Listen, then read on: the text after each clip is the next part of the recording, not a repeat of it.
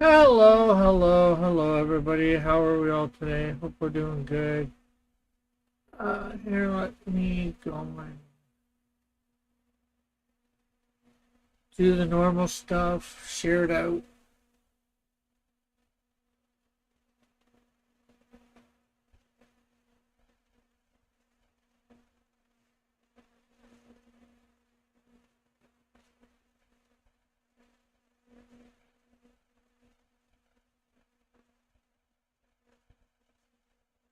Share on X, Twitter, whatever you want to call it.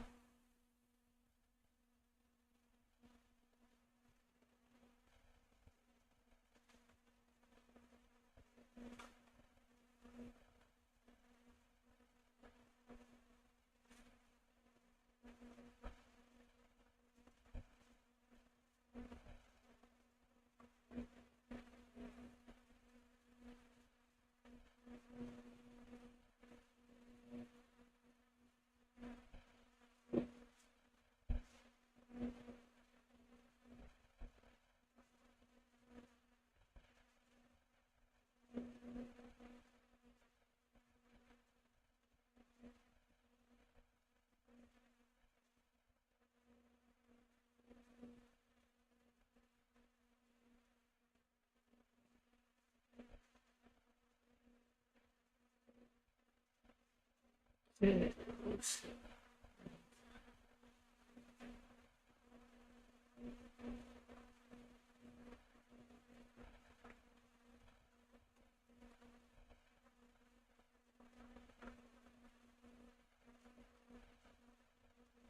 Okay, on air.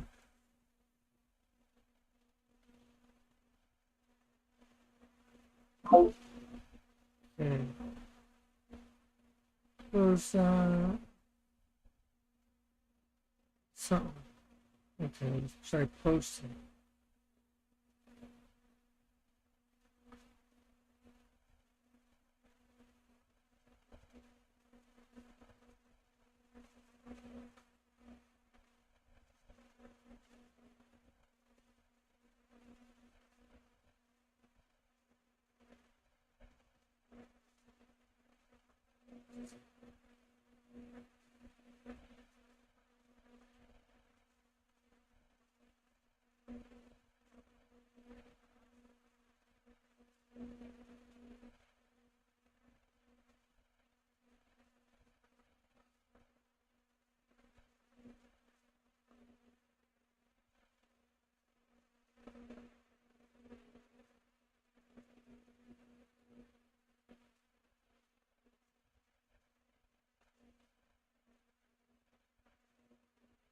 Uh,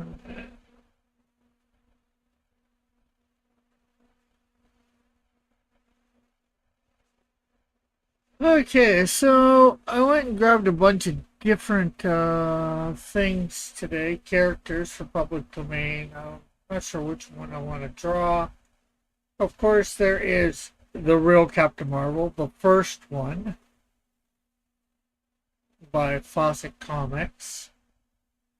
There is the Arrow, not Green Arrow, but not by Centaur Comics. We got Amazing Man, Hell Rider, Miss Fury, Plymo the Rubber Man. I'm just not sure which one of them I want to draw.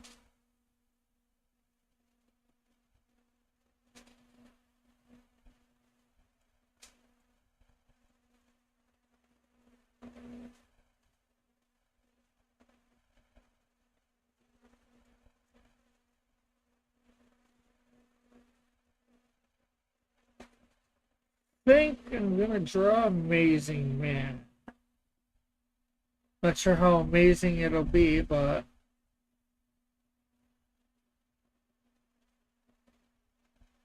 ooh, that's thick.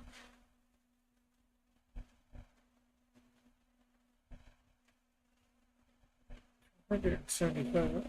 That's fine.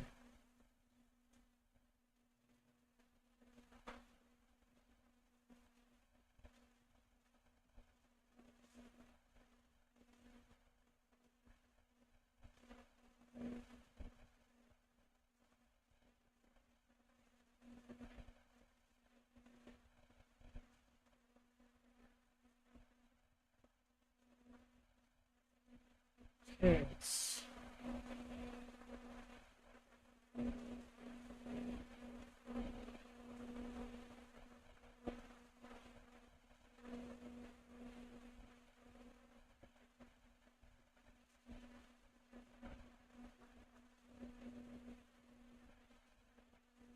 I'll just do the last.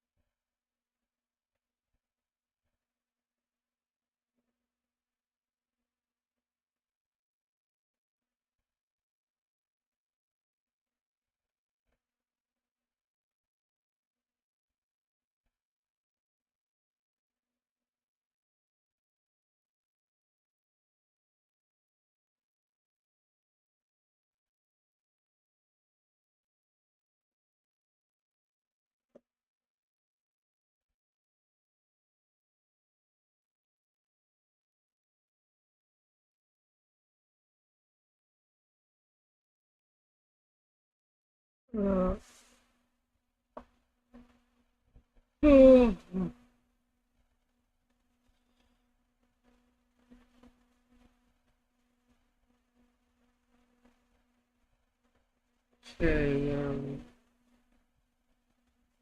we're shrinking a little bit so we get the whole figure on. I don't always do that, but I usually do because a lot of times I do like trying the whole.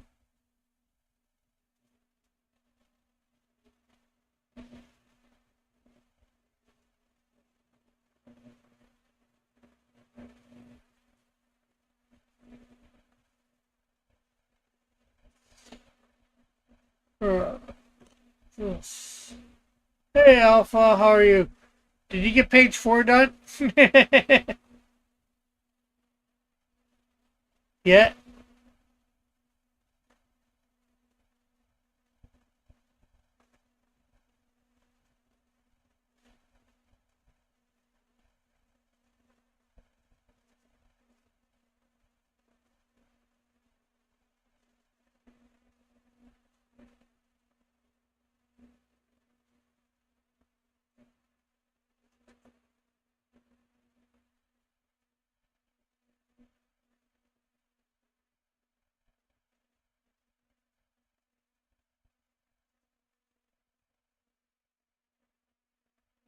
Hopefully you can get a few more pages done this month. I've actually got to be able to get some more money together to be able to pay you for when you do get, say, the next 5 pages done. Beyond 4, so I guess up to 9.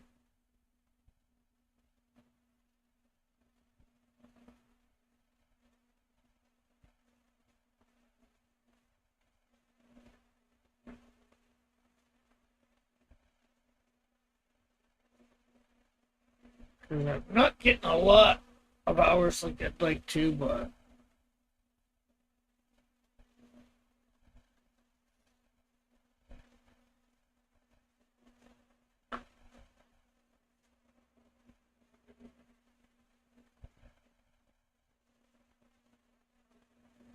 hopefully I can put. Well, I'm not sure exactly how much. And maybe, I'm not sure whether you'd be would be willing to do it. Try and get Square over the next month. Sign up for a Square account to be able to pay you. Do it through a donation on Square because I think it might be a little cheaper on me.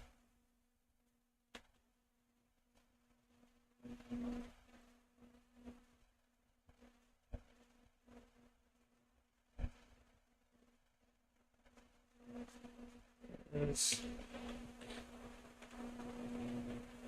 for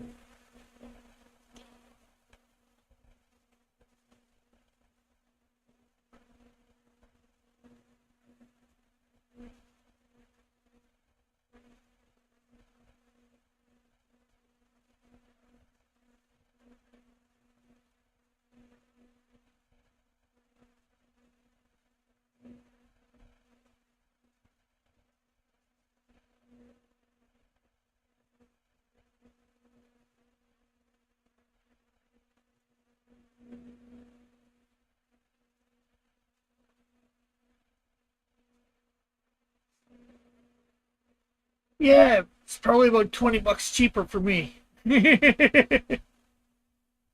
I think I'm making it better. Okay.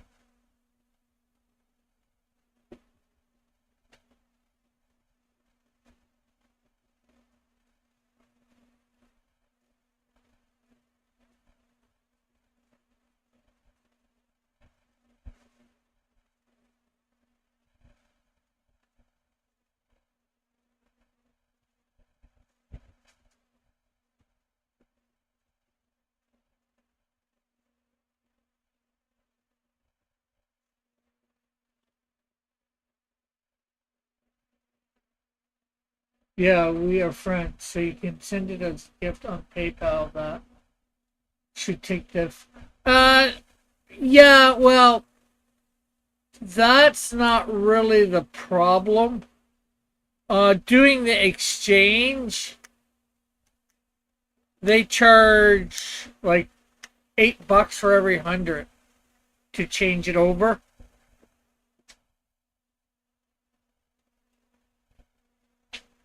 And I got $10 uh from somebody through Square, and it only charged me like 58 cents.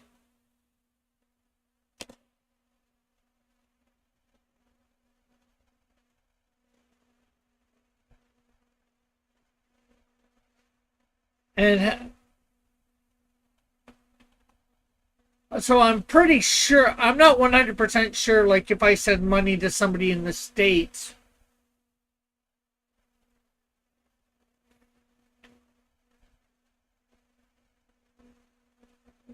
Like I haven't tested it yet, but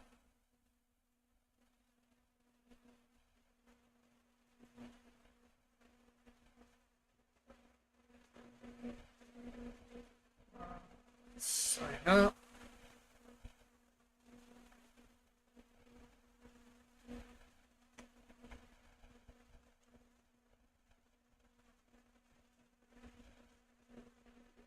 But you can check it out anyway, see whether you're even interested. But I'm pretty sure it will save me money because it's just like, sticking your bank card in or whatever.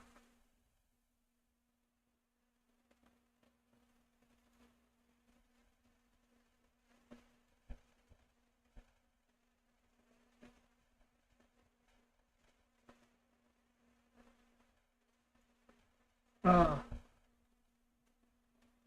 I hate taxes and shipping fees. They always boost prices. Yeah, so I will try to square things up if you give me a link to them. I've never heard of them. It's like Apple. It's through Apple. Um, Apple Square. It's an Apple product.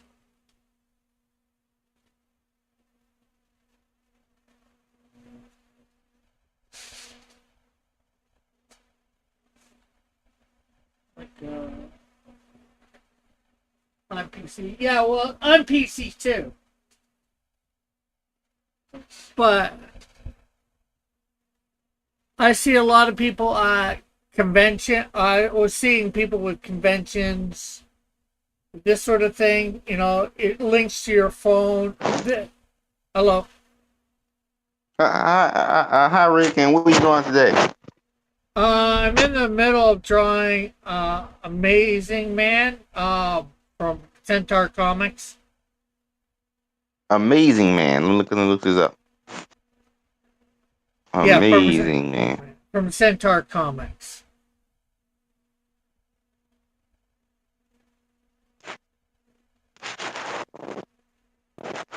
Amazing man. Okay. Yeah. They've got several different things, but a lot of people at conventions have these so people can tap or put in their card to so you can take electronic payments, you know, without having really to set up things. And you can do it virtually, you know, and all that too. You know, Very you small don't, costume. yeah, you don't need one of these to do it, you know, like over the web or whatever. I actually have a link in my description to be able to give money to me. What's his backstory? Uh, let's see. Yeah. Uh,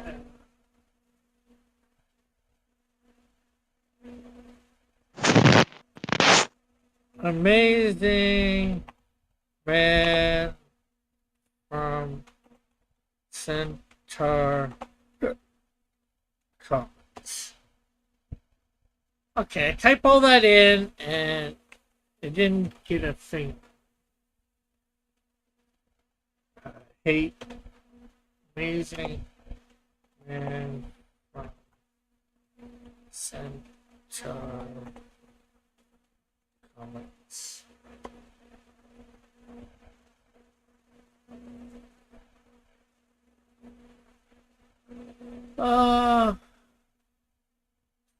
John Amen is an orphan from the West, chosen for his superb physical structure to be raised by benevolent monks in Tibet for the first 25 years of his life. Each member of the Council of Seven, as monks are known, trained him to a superhuman degree of physical and mental ability while also giving him the ability to, via chemical solution, to disappear into a cloud of green mist, earning him the secondary title of the Green Mist.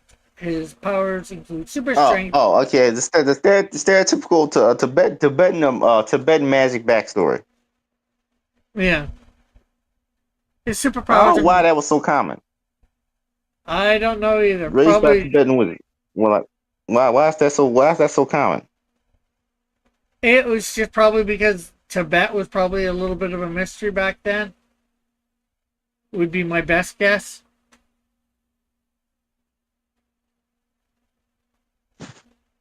So And it's always that country specifically. Never any other Asian country. Always just Tibetan monks, and they had magic, and they still taught me magic. Like, why is it always that? well, like I said, I'm not 100% sure. I'm just thinking back then, probably that place was a little bit of a mystery, and their monks were probably a little bit of a mystery or something like that. Other than that, I Yeah. couldn't tell you for sure.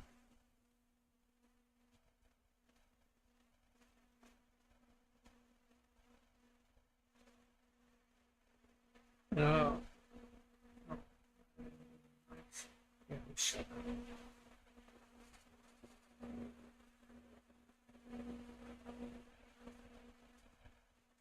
It's, I'll admit, probably a bit unusual. But, there's tropes that get used every so often.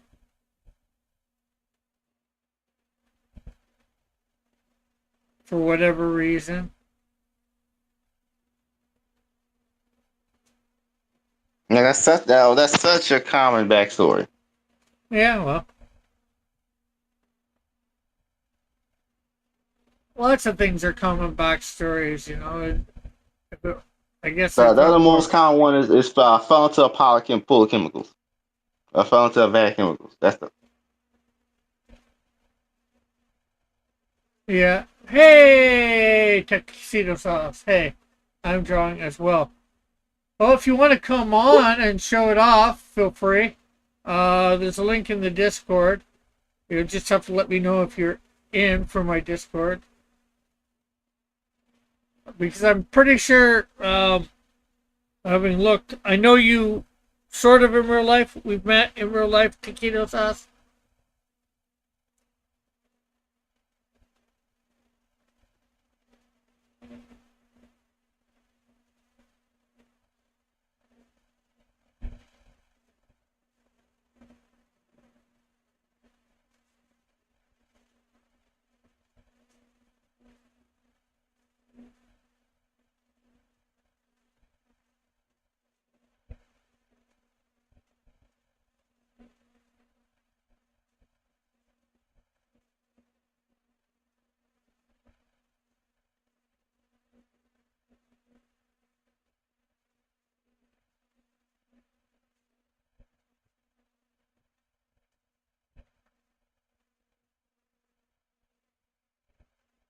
Not drawing digitally at the moment, or else I would love to hop on. And I guess you don't got a camera to show what you're drawing.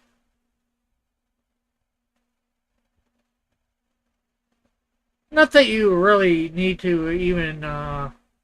You could jump on and not even show, just talk about whatever. What are you drawing, anyways?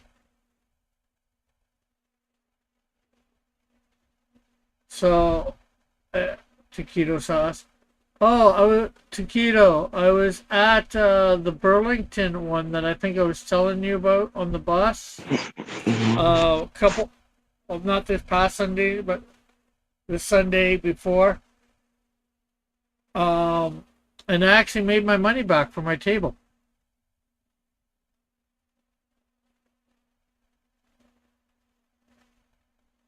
for the first time.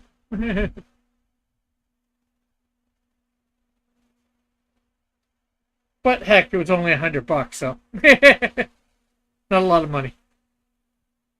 But obviously, I made a little bit more than table money.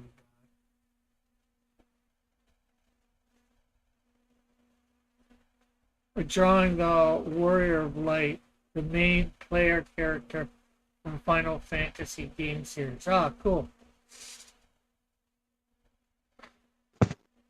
And I believe you're going to be at Niagara Falls Comic Con, right? You got it. Do you have a table there? I know I have a table there.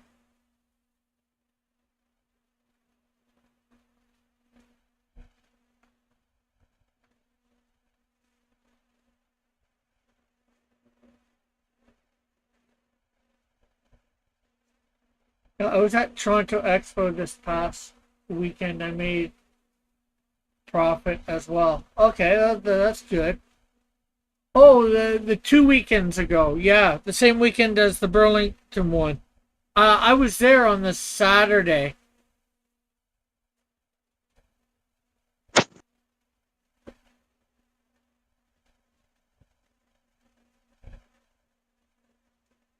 Me and a buddy were there as attendees. So I'd probably pass by you if you had a table there. Unfortunately, it was just so crowded that probably didn't recognize you.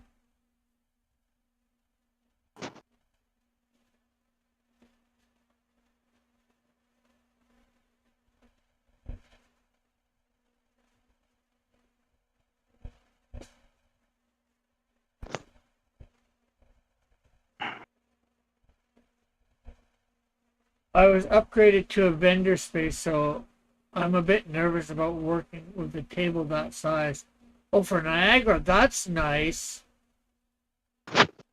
Uh, how did that happen?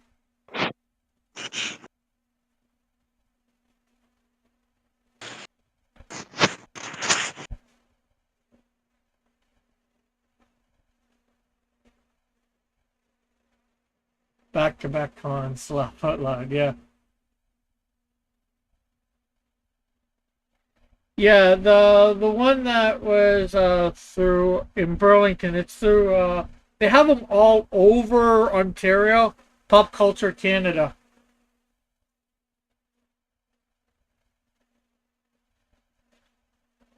They're only like about $100 for a table, and actually, if you have your own table, usually it's under $100. But I think you're like me, you don't have a vehicle, so getting around could be difficult.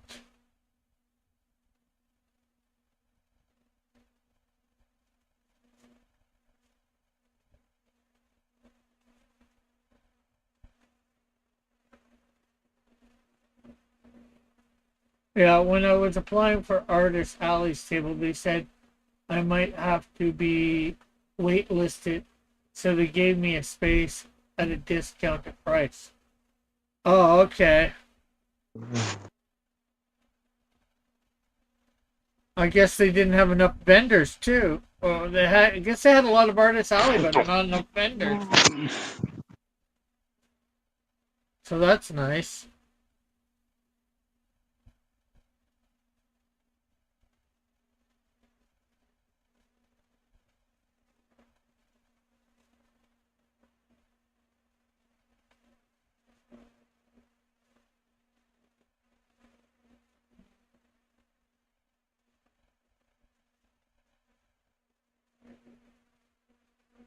Some ways that's uh good but bad.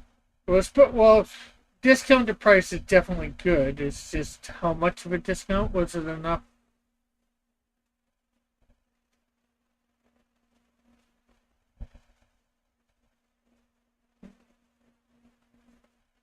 Was it like comparable to an Artist Alley table? I guess I wasn't on the wait list because I applied like a few months ago for that.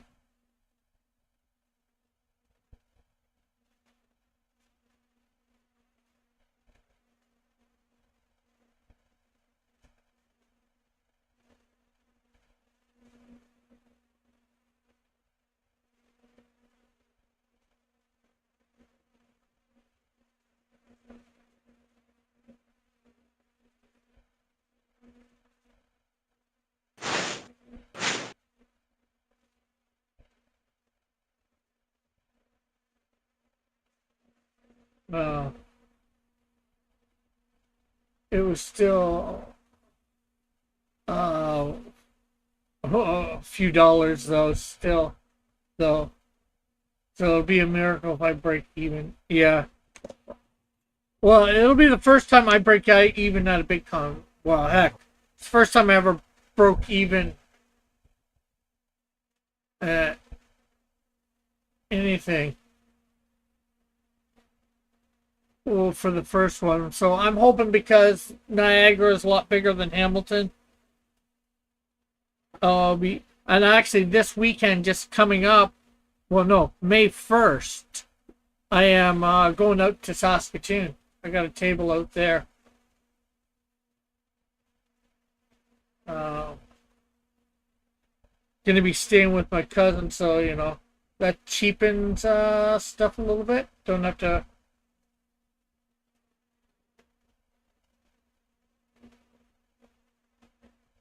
pay for a hotel room or whatever.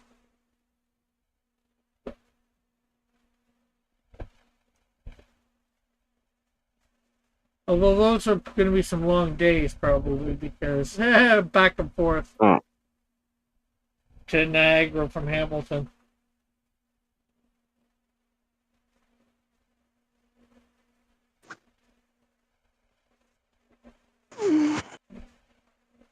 So you already got the costume down, so there's not much costume there.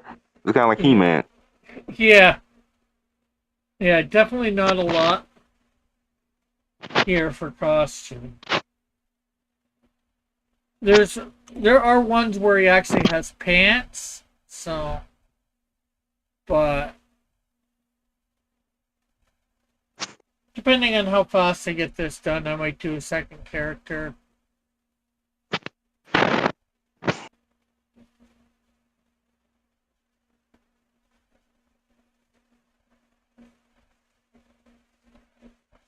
So, I'm not sure whether I caught what you said you were drawing at the moment.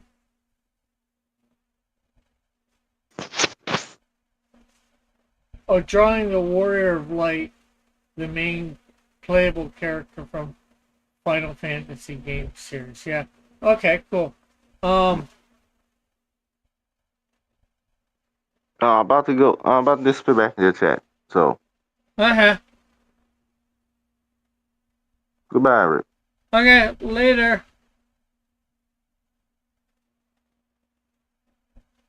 Uh,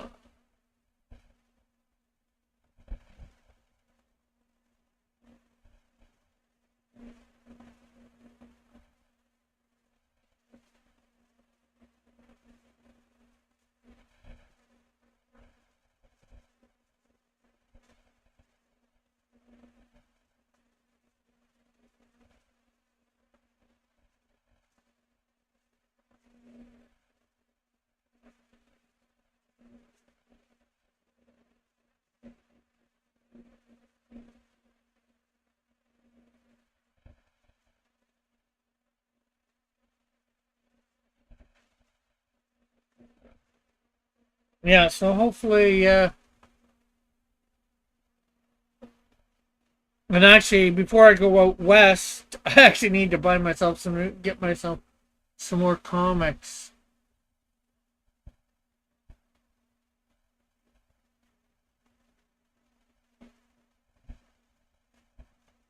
Some more issue ones, which I'm probably going to go order those next week.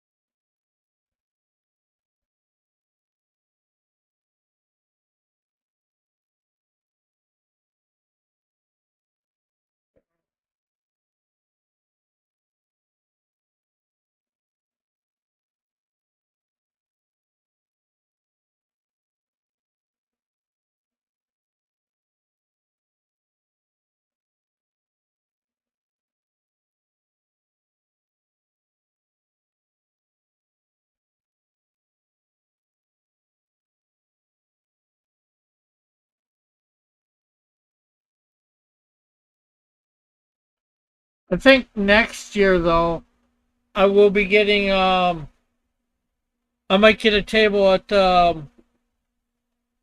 one in Toronto for, it's in March. I think that was technically Comic Con. Hey, Sketch, how are you? Hola. Oh, not too bad. Yourself, Sketch?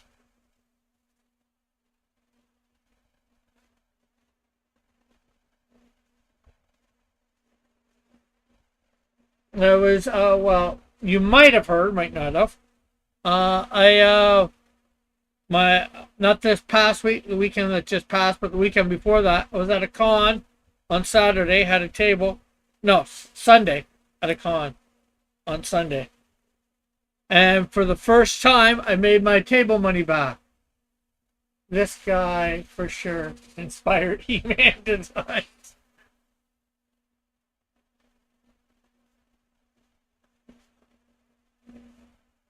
Very possible. Alpha.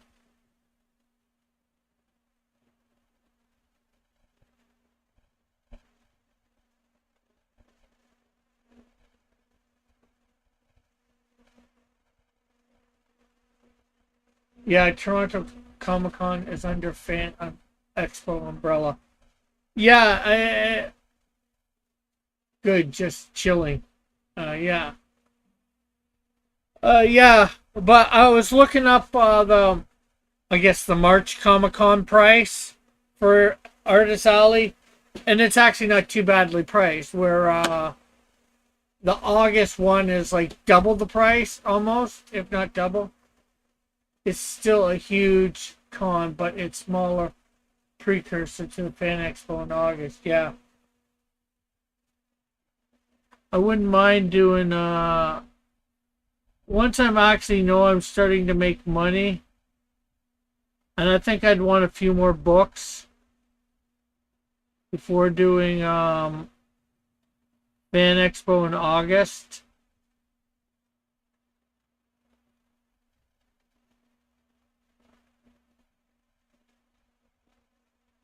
I think I'm gonna want to have 6 or 7 books before I do that. I'm up to 4.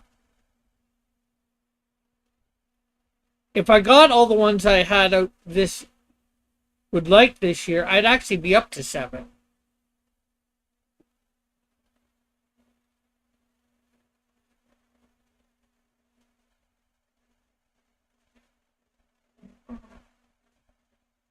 But I'm not sure whether I'm gonna get all the ones I want out this year out for money for me and just the money. Yeah, I guess is the biggest thing that I think. There might be one other small thing, but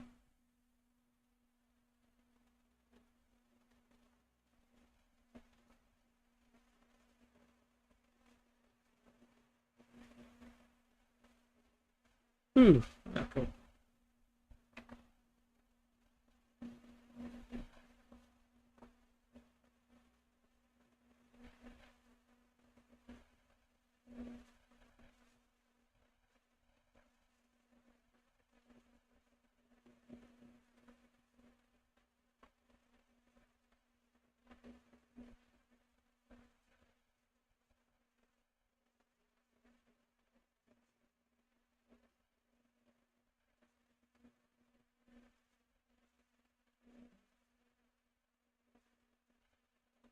But if I did that one, that'll be the second 3-day con that I've done, which is all right. I've done Hamilton Con several times, which is a 2-day con.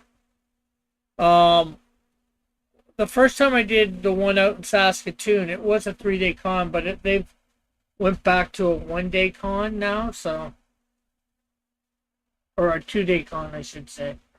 It was originally a 3-day con.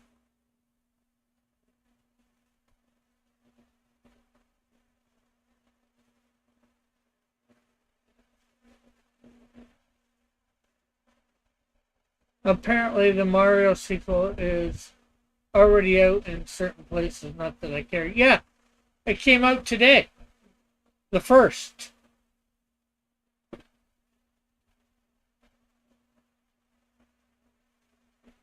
I knew it was coming out yesterday for today. But I'm going to go see it.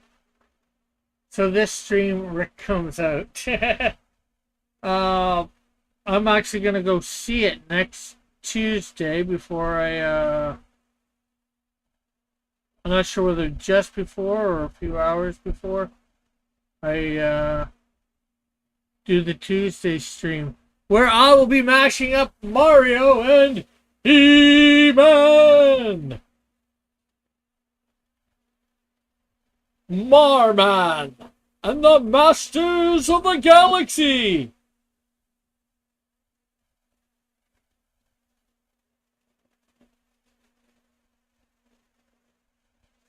Chat, is Nintendo setting up a Smash Brothers movie?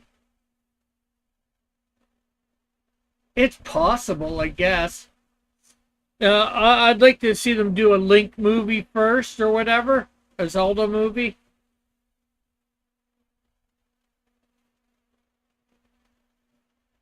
And maybe although Donkey Kong is going to be in it, I think I would like to see maybe a Metroid movie too before they did that. Metroid, Link, and Donkey Kong, Zelda and Donkey Kong.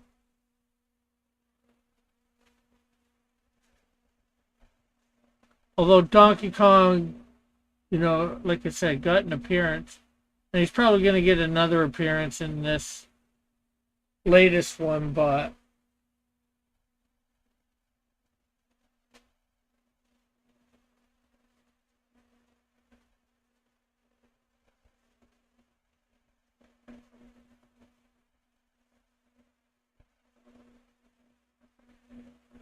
a Wind Walker animated film would sell.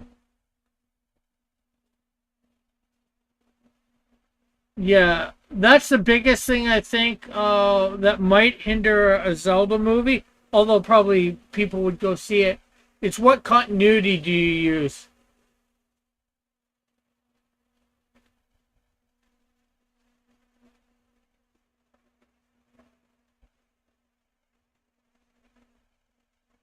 Because Zelda's had so many continuities.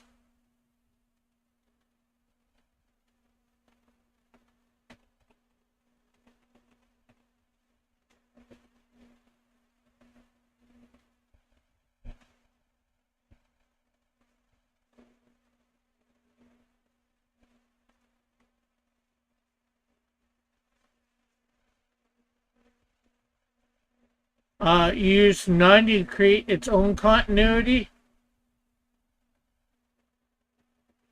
Make a new standalone Zelda story.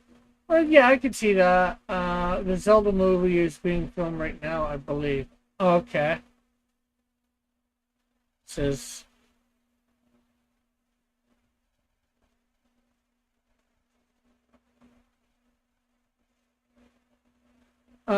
Chiquito said Metroid would have to be a darker tone, and I think it's too niche overall. Yes and no. There's been quite a few Metroid games, and it goes back to the original Nintendo too. Also, continuity doesn't matter when it's Nintendo, just how much some of the stuff from the games. Yeah.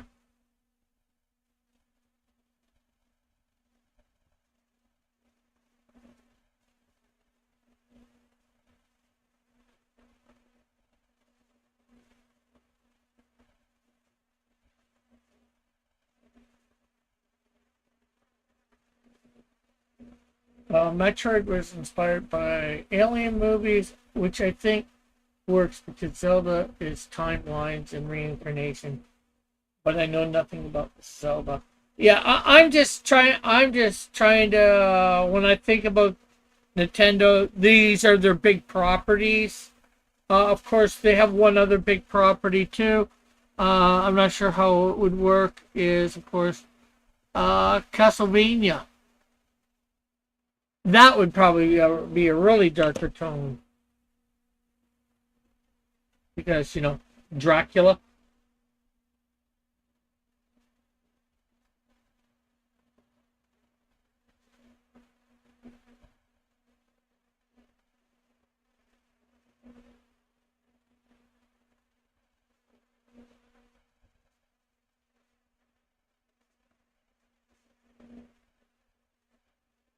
The name Ridley was inspired by the name Ridley Scott, the director of the first.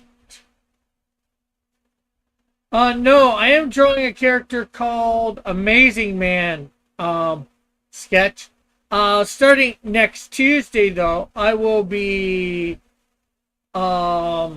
combining Mario characters and He-Man characters on Tuesday nights. Taquito Sauce. We have the Netflix animated Castlevania series. Yeah, Castlevania is owned by Konami. Okay, well, I just was saying about them because you see them a lot on the Nintendo, and it's Gore, so it's been more or less adapted. Yeah, Castlevania is in the Konami property, though. Doom was inspired by Aliens. Alien was a prototype for all sci-fi games. I think Nintendo is working their way to the Smash Brothers movie. That's sort of what we're talking about. Sketchbook. Taquito Sauce asked that question whether we think they're working towards that. And I was saying about having to do a Link movie or Zelda movie, Link Zelda, as well as Metroid. And I was saying Donkey Kong too for his own movie.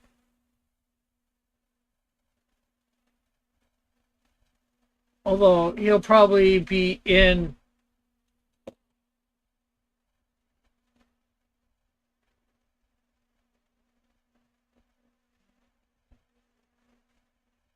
this next Mario movie too. So.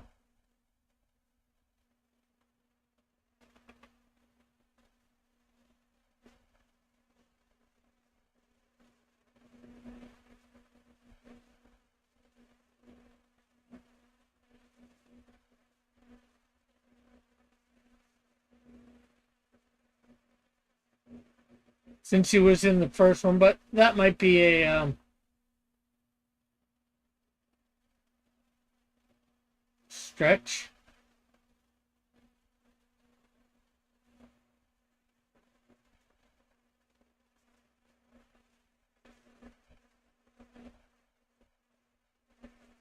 What movies do you think are characters that they might have to do movies for to if they are working up to a Smash Brothers movie? A sketchbook that's saying the next one is probably Star Fox movie. He's in this Galaxy movie voiced by. Okay, I did not realize that. I know of Star Fox, but he's not quite as popular as or have as many video games as the one that characters I was just mentioning, of course. But, Donkey Kong hasn't gotten a movie, and he was in the last one as well. A Kirby movie.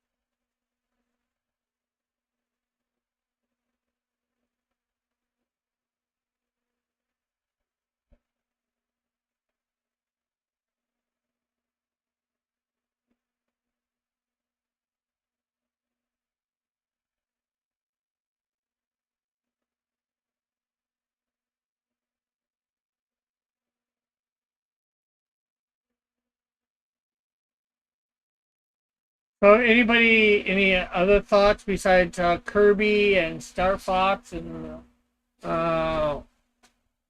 who's all in Smash Brothers? Anyways, I'm not sure offhand of all the characters. Would we want to see a Mega Man movie? There's another main character for Nintendo. Although I know he's owned by Capcom, but he is. What characters would we think we would see in a that sort of movie? Anyways, a Smash Brothers. What characters? Like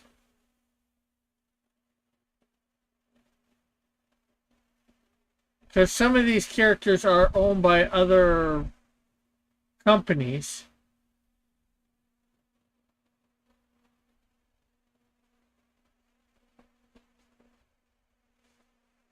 But Mega Man is in Smash Brothers, so what again, I guess.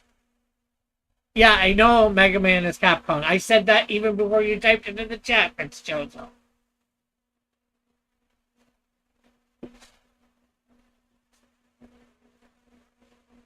Ignore the guest characters. Okay, so let's see.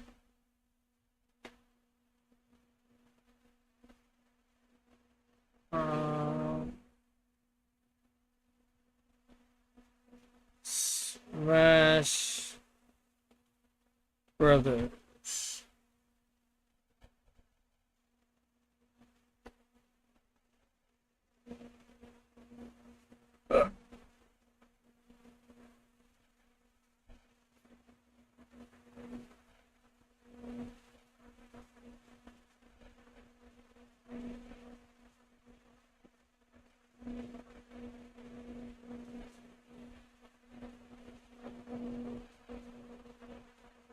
Fighting game prototype. Well, the first one had the game featuring Mario, Fox McCloud, Seamus, and Donkey Kong. So those are four. Wasn't Link part of it originally? Let's bring this. I'll put the chat. Yeah.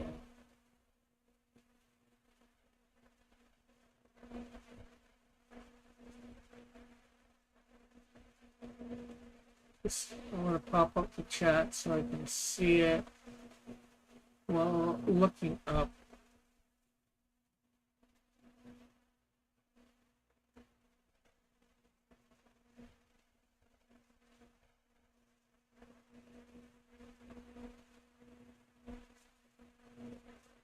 Inception, first game.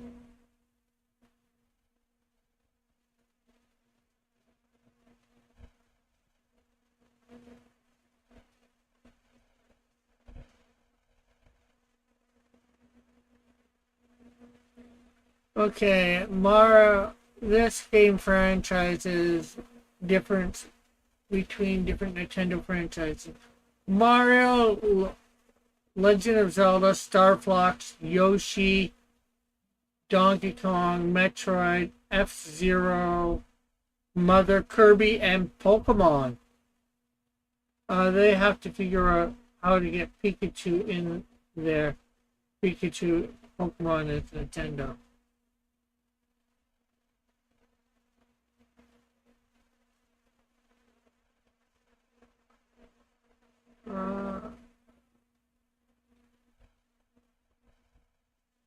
List of characters, playable characters.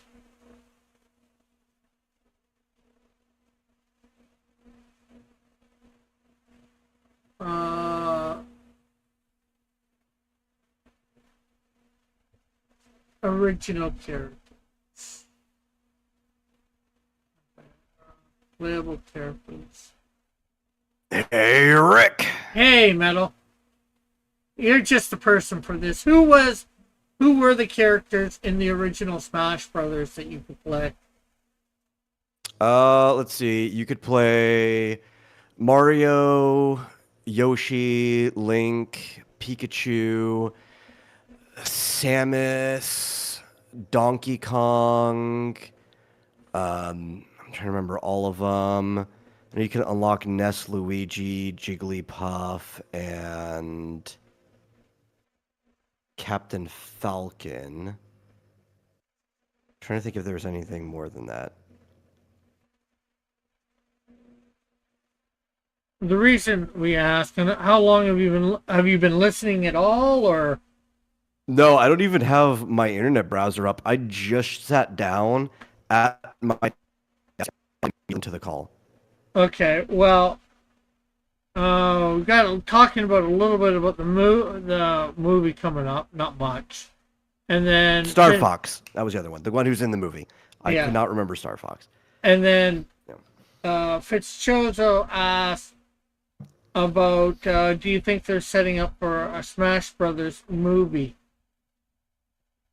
And I had mentioned... I don't know if they're setting up for a Smash Brothers movie directly, but they are kind of setting up for a Smash Brothers, like, multiverse. That was something they were talking about, like, right before the first Mario movie had been released. Yeah, like, they had already finished filming it, and they were already kind of talking about that. Yeah, and like I said, Fitzchozo brought that up, and I was saying that I think before they did that, they'd have to do a Zelda, a Metroid movie. I think a Donkey Well, they were doing Kong. a live-action Zelda. Okay. And I was thinking that they'd have to also do Donkey Kong by himself movie instead of... Well, they technically had planned on that one, though. I think that one got pushed back. They had announced that they were working on a Donkey Kong solo film after the first one, but God, who wants to watch a Donkey Kong Seth Rogen solo film?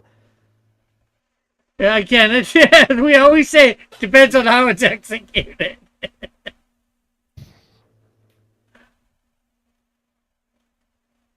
Well, I'm saying that more from my perspective. Most people would be fine because most people kind of just watch a movie, eat the popcorn, and turn their brains off. Yeah. Yeah, let me be more specific. I don't want to watch a Seth Rogen Donkey Kong solo film. Because it's Seth Rogen, I take it? You know, it's actually not just because of Seth Rogen. Because Seth Rogen wasn't even the worst part of how Donkey Kong was executed there. It's the way they chose to do Donkey Kong and also explicitly Cranky Kong and just the Kongs in general. I didn't like how they handled the Kongs. I don't even think Fred Armisen has to play a bad Cranky Kong. I think it's the way they chose him to play Cranky Kong is bad because I've heard him do cranky old man voices in Portlandia when he's playing a random character. They just didn't choose him to do that voice. It shows because Fox is in the Mario 2. People say they might be making a Smash Brothers movie. I mean, they might. I don't know. I know they just said they were working towards what is effectively a Smash Brothers multiverse that could lead to a movie, you know, like an Avengers type situation, but it could also just lead to them doing a bunch of different crossover stuff. Yeah. But it really depends how far they get with the movies. Yeah, because I was saying a bunch of different franchises, you know, and of course I mentioned a few that are notable for being on Nintendo, but aren't their properties, like Mega Man and Kirby. I forgot to mention Kirby when I was naming everybody. Okay. And I was counting. I know how many characters are in the, like, number-wise, are in the original Smash Bros. But when you try to name out a long list, it's really easy to forget one. Yeah. Like, I remember there was a time where, like, I can remember the entire Chinese Zodiac if I write it down. But if you try to have me list it, Buck and I just went over and over, and we kept forgetting one every single time. And we're also pretty sure that we said all of them over it. It's just every single time we listed out, we only ever listed out 11 while we were walking, and I had to sit down and write them down to get all 12 down. Yeah. It doesn't help when you're talking to somebody else either, because you're both saying things, so it's a lot harder to keep track of everything. Yeah, so the thing is with that, like you said, you're naming all 12. You'd start the list once, you name 11, which one did it forget, and then you'd go over naming, you'd name the one that you missed, and then you'd miss another one. Although you had named them the first time. Yeah. But, yeah, we were talking about that, and, well, you coming in, I was thinking about you'd be perfect being here because I know you've talked a lot about that in the past on your channel, Smash Brothers, so Oh, yeah. I figured you Oh, might. yeah, we even talked about this idea after the first Mario movie dropped back on my channel. Uh, But funny enough, right before I sat down, because I don't know, it's been a rough week. I've been slow to move around this whole week, get things done. And right before I sat down, like 12 minutes ago, I got a text from Marsupial asking me, like, when do you want to see the Mario movie, or do you? And I'm like, of course I'll see it. Even if I dislike it, I'll see it. It's the Mario movie. yeah. At worst, I'll go on and I'll write another 5,000 word review as to why I didn't like the movie as a Mario movie, like I did the first one. So, you know. Yeah, I'm going to go see it next Tuesday. Cheap night. I'm not expecting it to be bad. It's probably going to be worth my money, but, I don't know. I don't want to spend a lot of money right now. Yeah. I haven't been getting quite as many hours as I want to, and, it's just better, I think, to go on cheap day as far as I'm concerned. Keep money in my pocket instead of theirs, There was once upon a time there was once upon a time that, superhero flick or something like this would come out and I'd want to see it opening day, but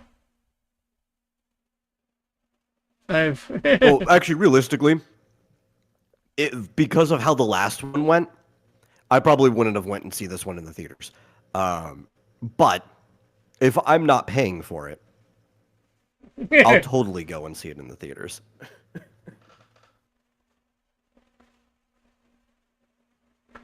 But yeah, I was listing off different properties that I think they would have to make do to before doing a Smash Brothers thing, and a couple of them I knew, like I said Castlevania. But think about it from an Avengers perspective. Yeah. Not all of the members of the Avengers had solo films, right? Like they had roles like Hawkeye and Black Widow and stuff in other people's films. So all you need to do is properly establish the character. Yeah. Like a couple that I suggested that are, not quote unquote, like it's Nintendo properties, but people might associate them a lot with Nintendo because most of their games, if not all of them, are on Nintendo, like Mega Man. Yeah, I can understand Mega Man and Castlevania 2. They were so associated with Nintendo back in the early days that they had to get a licensing right to be able to use them for the Captain N cartoon because Simon Belmont and Mega Man were regular characters in it. Yeah. And if it says the only thing I have to only think about Nintendo only properties. You don't know. You should, because Nintendo's obviously going to prioritize their own properties for two reasons. One, it sells their own games, but also they don't have to pay licensing rights. But honestly, to license a character for a movie would probably be about as expensive as licensing the stupid music that they put in the first Smash Brothers, or in the first Mario movie. Yeah, and he says, obviously, I'm not going to see it in theaters, and he's also said, I still haven't seen the first one. Well, that's your choice, too. I think the first one was worth seeing. Myself, obviously, with what you said, that you weren't very fond of it, to say it nicely. The first one? Yeah. I mean, it wasn't a bad movie. right? But I don't think it was a good movie either. And I think one of the problems was it was an Illumination movie. And it's not that I don't think Illumination has the capacity to make good movies. They made the original Despicable Me. Is that they choose not to make good movies. They would rather take shortcuts to make key jingling movies for kids, which I think is awful because a lot of people will then say, well, it's a kid's movie. And I was like, well, don't you think kids deserve good things? Yeah. Let's see. Ned Fitzgerald says, I don't even associate Mega Man with Nintendo. Okay. I think that's a generational thing. That is definitely a generational thing. Because, like, most people, if you were older, if you were playing on, like, the NES or SNES era, associate Mega Man with Nintendo. Yeah. I mean, the first 6 Mega Man game were on the NES. Media-wise, Mega Man showed up in a lot of Nintendo stuff. Captain N the Game Master is a big example for that, which was fairly popular, at least here in North America at the time that it was running. Younger generations, though, I could totally understand not associating it because it is a Capcom property and Mega Man's been on everything since then. Well, I wouldn't say everything. Like, I think the only game that he's had that's come out well, except for Steam, but the only game that he's come out with on a console other than Nintendo consoles is the PlayStation.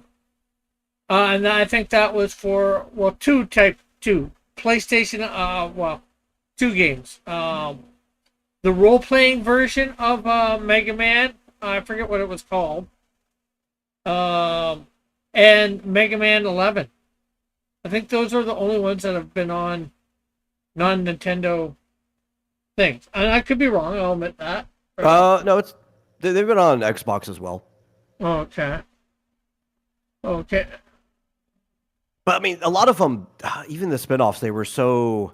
Like, I get it. Like, Battle Network was entirely on the Game Boy Advance until they did, like, collections for Battle Network and stuff, right? Yeah. There's so many... The first time something was released by Mega Man, it was released on Nintendo. That in a lot of people's brains, especially older people's brains, Mega Man and Nintendo are like peanut butter and jelly. Yeah, and that would be me. I'm one of those older people, like I remember playing the first 6 games on the NES, and I remember playing Mega Man X on the Super NES. But I'm not sure how many people even know what Capcom is outside of Japan. I think these might just know Master Street Fighter people. No, a lot of people do. Capcom's actually really popular. Yeah, they're Capcom. Street Fighter, Resident Evil, Mega Man, Devil May Cry, Bionic Commando. They've got a lot of games. Well, Bionic Commando is not popular anymore. Yeah, but I'm just... I forgot to even think of that. Yeah, but I think of it because of, the Capcom game, Capcom versus Marvel and all that, and just when they first did their first one, Capcom versus... Yeah, I'm very interested in fighting games, but I think I might just try to play Marvel vs. Capcom because I just want to see what funny character I can play as. Marvel vs. Capcom, that's a really good fighting game. The only thing I don't like about it is that it is strictly a tag fighter, and I'm not super into tag fighters. It is the best tag fighter. I don't think anybody's really made a tag fighter better than Marvel vs. Capcom. Chiquito Sauce says, he's laughing, I think, about... Hey, Tim. Chiquito Sauce, I think, is laughing because of Fitzgerald saying not about Capcom being very well known. Capcom is worldwide, he says, and he said we listed all the bangers of Capcom. Yeah, Capcom's super well known. Yeah, Okay, because I'm like, how the hell you don't associate Mega Man with Capcom? Like, it's kind of weird. That's the company that makes it. Always has been. Well, the thing is, there are a few games from other companies that people just strictly associate with a certain system, right? Like up until Final Fantasy VII, everybody knew Square made Final Fantasy, but they still associated Final Fantasy as a Nintendo game because the first 6 Final Fantasy games were only on Nintendo. You also had that up until I think Rondo of Blood before Symphony of the Night. People associated Castlevania with Nintendo because they were only really being released on Nintendo systems. Yeah. But It's not that people don't What know name? who the people who made it were. It's just in their brain what they associated it with. Am I right? What? Is Castlevania like is that made by Acclaim? Castlevania's Konami. Same with Konami, Metal Gear. yes. Which I assume people associate with Sony because most of the games are on PlayStation. Yeah. A lot of people do, but it's funny because like the original Metal Gear were a completely different story. Well, nobody remembers the first 2 Metal Gear games. Nope. Well, it's just like generationally speaking, when you go back to Final Fantasy, older people associate it with Nintendo because of the first 6 games, but after that, people associate it with Sony, especially now where they have a lot of like console exclusive timed releases and stuff for Sony consoles. Is that because of like Final Fantasy VII? This is mostly Final Fantasy VII, and Final Fantasy VII was produced by Sony. Like they paid for them to make it on the original PlayStation to help sell the PlayStation, and they kind of just been working with them since. Most of them aren't produced by Sony, but then Sony came back and produced the Final Fantasy VII Remake series and gave them money to make their newer games Sony exclusive, at least for a limited time. Okay, so Mega Man 1 through 7 were all NES.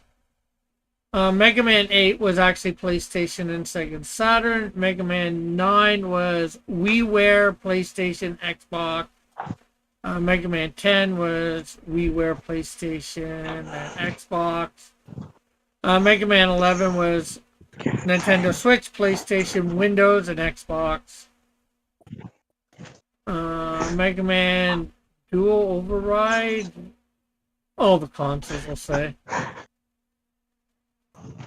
And of course, a bunch of them, Mega Man 1 through 5, were made for the Playboy. Playboy. For the Playboy. I want that system. The Game Boy. What kind of games are you playing? Leisure Suit Larry. Mega Man Soccer was on the Super NES. Mega Man Battle and Chase, just PlayStation. Mega Man Power Battles was arcade. There was a pinball machine. There was one, just saying while it was. And it does get confusing for people too, especially if you don't go digging into the production, because even when something is made, and sometimes the rights fall back to just the company that made it, a lot of times they were produced by like one of the bigger companies like Nintendo or Sony just for that release, and that can confuse a lot of things. Mega You Man. heard the news about Mortal Kombat, right? Oh, dude, Mortal Kombat, that one got really, really confusing. With Yeah, each release. they get the storyline gets kind of like a little convoluted, so they have to do they have to kind of clean house. Yeah. But then you always got to Well, reboot part because of it they too is kill Midway's characters all the gone. time. Yeah. Midway doesn't yeah. even exist as an entity anymore. Mega Man X 1 and 2 were both on the NES. Then Did they get bought out? PC Mega Man X 3 through 8 been on. It's not that Midway got bought out, or like they got bought out. What happened was Midway as a company, I believe, went bankrupt Yeah, in like yeah, but I'm the talking late about now. aughts. And then, well, a lot of their properties and stuff got bought out. I don't think them as an entity did. The studio that made Mortal Kombat basically went to WB as a new studio and formed NetherRealm. Yes, but Yeah, now so something Warner Bros. happened Bought the where property. there's a merger between, I think it might have been Paramount.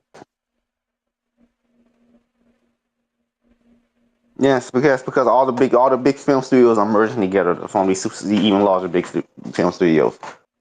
Which means they're going to crash and burn even harder. I can't wait.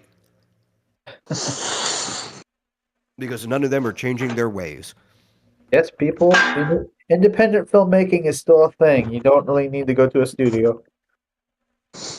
And Only it's if you want getting, and the it's resources getting, the studio has, but yeah, there are ways but around it's, that too. and it's getting easier and easier to do independent stuff with all the software out there.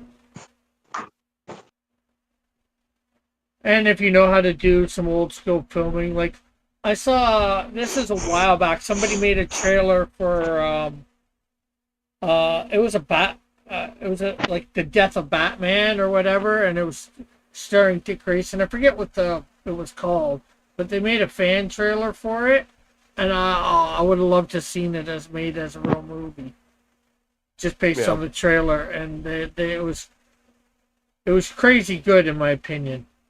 You know, it had it was sort of based off of the old TV show,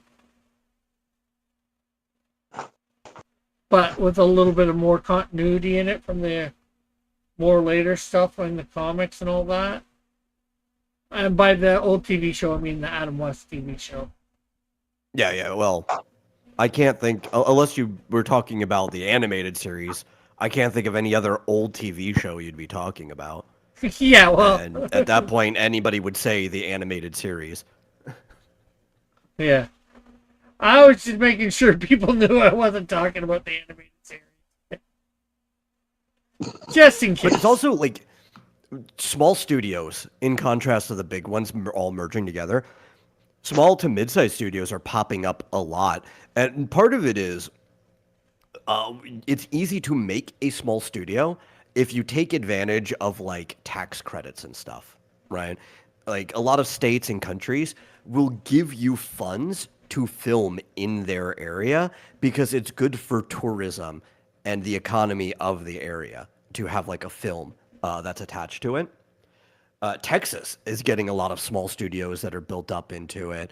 You go over countries that you wouldn't even think, like Croatia and Georgia, the country, not the state. Though the state of Georgia does this as well. All have credits and stuff for you to film in their area to get you funds and save money.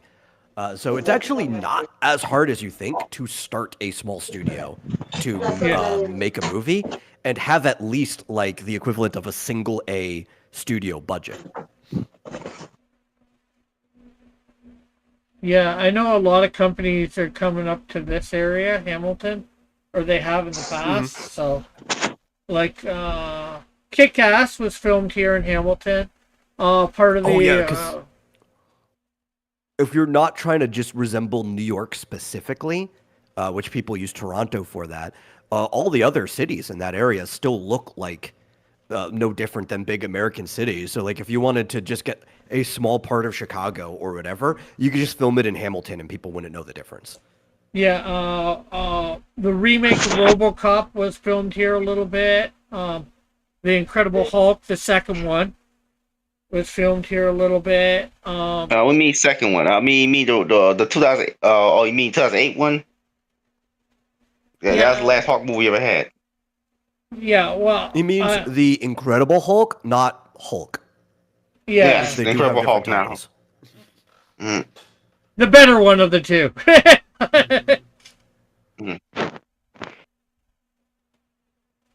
And I just there's aspects of Hulk that I enjoyed, but it's not a very good movie on the whole.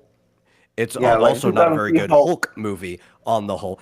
But yeah, Incredible Hulk was really enjoyable. I liked Ed Norton as Bruce Banner. Yes, they had to recast him because he disagreed about something with Kevin Feige or something.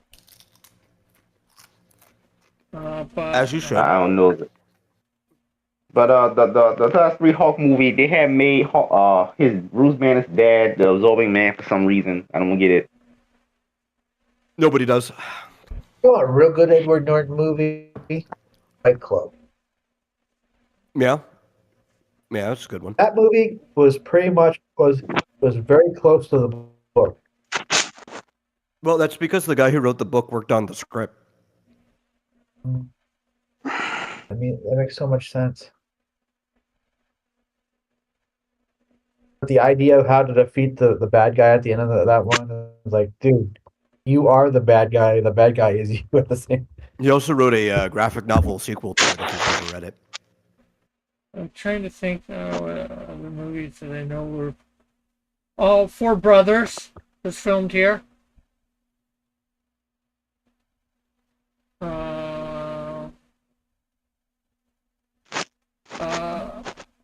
a whole bunch of other.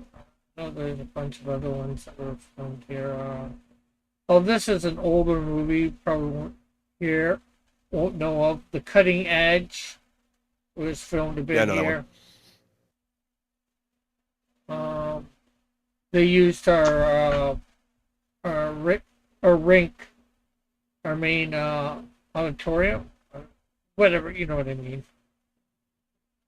Indoor concert place. Okay, yeah. What about that brief moment in time when everybody had to make their movies in Seattle? You know why? Yeah, we know why. For the exact same reason that I had said before. It's because Seattle was giving out a lot of like tax credits and stuff because they wanted to encourage tourism to Seattle. So it was cheap to make a movie in Seattle. It's like, well, yeah, of course I'm gonna go make a cheap movie. Seattle there. was Get kind of a like ton the of hit returns. city after the whole grunge thing for a while. But you had models wearing the flannel movies on, helped build that up because the movie trend actually predates the grunge trend by like 5 years. Really? Yeah. Do we expect more independent films coming in the next few years, or? Oh, I expect more and more in general. Yeah, why not? It's just getting Let's easier. encourage that. But a lot of them, because we're getting tons of them, they'll probably just end up going to streaming and stuff. Because it is expensive to get a distribution run of your movie to theaters.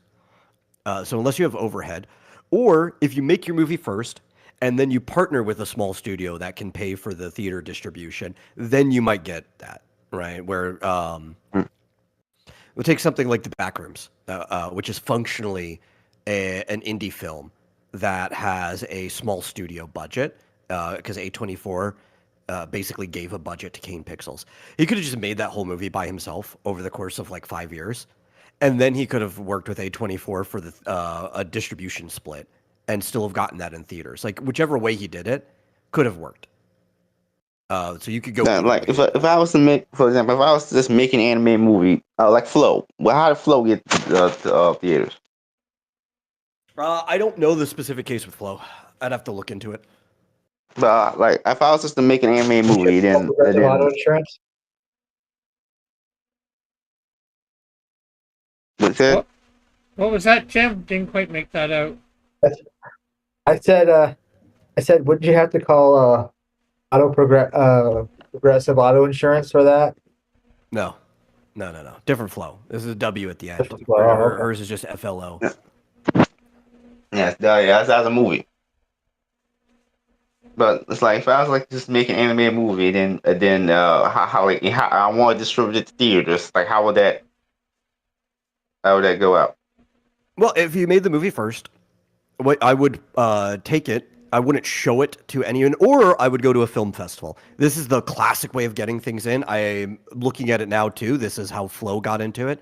They went to the Cannes Film Festival, and if you were successful, Sundance was like the big one. If you make it like top 5 in Sundance, even if you didn't get best in show at the festival, a lot of times you'd get picked up. Maybe like a studio would decide they want to do a distribution run of it, or maybe even if you are best in show, Sundance themselves will pay for your distribution run, and then you would make it in theaters. It's a lot easier to win a festival than it is to shop around, but you can also, instead of showing your film, go and shop around. Yeah, or It's hard to solicit that way. That's why film festivals are like the easy way to do it, because then everybody gets to see your film. Or the other way too to do it too is just go to your local theater and pay for it to be in for a week or something like that. It's like, Yeah, you can have a limited distribution run if you have the money for that. yeah. A lot of people do it where they'll go on tour as well, right? Where they will only show it at one theater at a time for a weekend and be like, this week we're going to be here, this week we're going to be here, and you have like a website. This is a lot of indie films do it this way, and you'd be like, catch the movie when we're in your town. Yeah. How would you pull off an animated movie where the entire point of the film is a twist halfway through? It's a twist halfway through and do that. Like would the twist get out immediately after the film festival? Like immediately get out? It could. Not yeah. necessarily though. I think there's a lot of people don't pay attention. Like, they don't go out of their way to find stuff like that. If they didn't watch it themselves, they could go like a whole year or two, or even their whole life without ever knowing the twist. Yeah. Typically, like, twists only end up being in the public conscious if the thing is like Popular. the uber popular, right? Like, everybody knows the twist about Darth Vader, right? But that's like one of the few twists that everyone knows. But even some people don't. They know it, but they don't know it. They don't know when it comes, Like, I've watched a lot of movie reactors, and yeah, they say they know the line, Luke, I am your father. But they have no idea. What, you know what I mean. Well, they know No, I am your father. But they know that basicness of it. But they don't know what movie it's from. Well, they know it's from Star Wars. That's about it. But where in this, especially nowadays. What exactly is the line? But It's from Empire Strikes Back. Right? Near the climax. Your father, it's something like that. During the climax, the Empire Strikes Back. It is. But there's kids who've never seen it. And somebody asked me all the time, like, what order should I watch the old Star Wars movies in? Because I'll just tell them, don't even bother with the sequels. If you're open for them, you can after you've seen all the original stuff, but just don't even bother with the sequels. But they'll ask me, like, what order should I watch it? And I'll always be like, it depends. Do you know the twist about Darth Vader? And depending on what their answer is, like if they say what twist, then be like, okay, watch the original trilogy first, then the prequels, because it just doesn't hit as hard. Or if, they're trying to show it to their kids, I'm like, just show them the original trilogy first. That's the best way to watch it. If you do know the twist, avoid the Ewok. I think it actually is better to watch the prequels first, because I think it's strictly an uphill ride, right? And if you already know who like Anakin is, then it is very impactful to see his descent before seeing Luke redeem him. Yeah. So it just depends if you know the twist or not. Also, I don't understand. Also, I have to think about this. I don't understand. I'm not even going to watch it, but I don't understand what's the point of this Harry Potter TV show. Like, what is the point of this? We already have a bunch of movies. I don't know. Well, the never point liked the would movies. have been, which they're ruining it, the point would have been to cover all the content in the books that got cut out of the movies. Now, I'm going to probably end up maybe agreeing with you, possibly for different reasons. I think the movies are better than the books, having read the books. Which is a very, very hot take as far as it comes to like movie versus book discussion. And part of the problems are there is so much unnecessary lore in the books, right? That is something you get away with in novels. It can kind of make the world feel full or whatever. But there's stuff in it. Pad out page count. Yeah, but I don't think she was padding out the page count. Like, she was already well above the like word count that you needed for it to be a novel and for like a publishing company to want to publish it. It's just there's all these little bits about the world that there's a lot of them that never get brought up again. There's a lot of them that don't even make the world feel like more full. It's just kind of there. And I don't know. I think it just doesn't taste very well if I'm treating the book as like a meal, the way she particularly handled it. Even though it is the type of thing that is typically the strength of a novel. You have all the time or space in the world to pad out your world as much as you want. The movies do a really good job of basically just getting rid of everything that did not matter in the book. Even keeping some of the lore stuff that makes the world feel fuller. Like they didn't even have to cut all of that. They kept the stuff that actually mattered in there. But a series could give you all of the little bits that that an actual fan of the book might be craving that the movie never did. And that's what they were hoping for. It doesn't even look like that's what they're going to be getting with this. Obviously, I don't.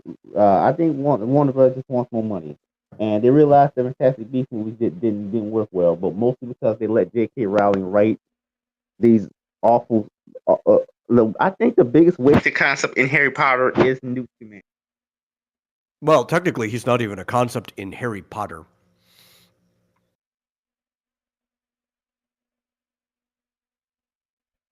Metal? No, I'm here. Okay, just it just seemed to cut it. Well, Fitzchozo was cutting out, and then it seemed like you cut out. Fitzchozo just kind of like faded out like an old black and white movie at the end. Bro, first he got real loud, and then he got real quiet, and then kind of like I don't know what. Hey, here's a question is a specific franchise in or specific series in the Wizarding world.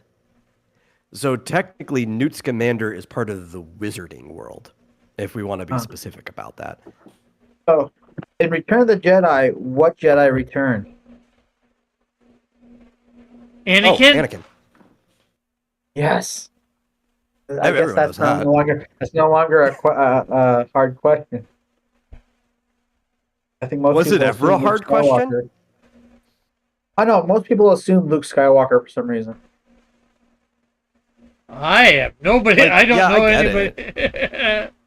I get it, right? It's because like he went off to like finish his training and he just like wandered in and returned, but that's like the most basic, not even worth titling a movie return. Well, because like the actual movie is about the redemption of Darth Vader. So. Yeah. Yeah, but technically Luke was not quote unquote ever Jedi at that point, so he can. And I guess it's you could say it's he return. did say. Technically, if you want to be even broader, it's that the Jedi as a concept returned. Yeah, I was just about to say that too. Yeah, they were gone. Luke training to be a Jedi, and then he says in the final, like, "I'm a Jedi like my father before me," and then Anakin redeeming himself, even though he ends up dying right there, is the return of the Jedi in form.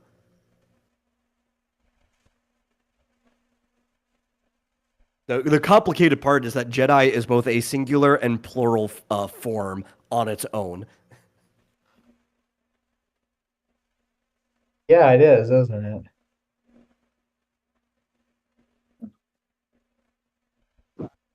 I said, because I don't think anyone even cared about Newt Scamander because he was the main character in the first Fantastic Beasts movie, and then just switched to Dumbledore for some reason. I don't understand. I don't understand. That was like the dumbest thing ever. Why do I'm supposed to care about Dumbledore fighting Grindelwald? We already know neither of them are going to die. Well, you probably don't, but unfortunately, Dumbledore is a very popular character, so they thought they would make more money with him being the lead, probably. I don't know I if haven't that was seen J.K. Rowling's decision or that was the Warner Bros. Decision. I No, don't it was understand Rowling. who. It was Rowling. Like why? Like everyone? Because everyone liked Newt. So Yeah. like, People love Noob. Well, okay. Also, I'm gonna contest something right here. When you're saying like it doesn't matter because we know they're not going to die. If you're already invested in a world, it doesn't matter if you actually know the results of something, right? For most people, I'm gonna tell you a perspective for a lot of people. A lot of people, once they're invested in a world, start treating prequels and other events that happen in the past or whatever, or even stuff in the future that they may already know because some psychic in the world told them how things are going to go, as events in history. So watching a historic battle like that, even if you know the result, is like watching a movie about World War II to them.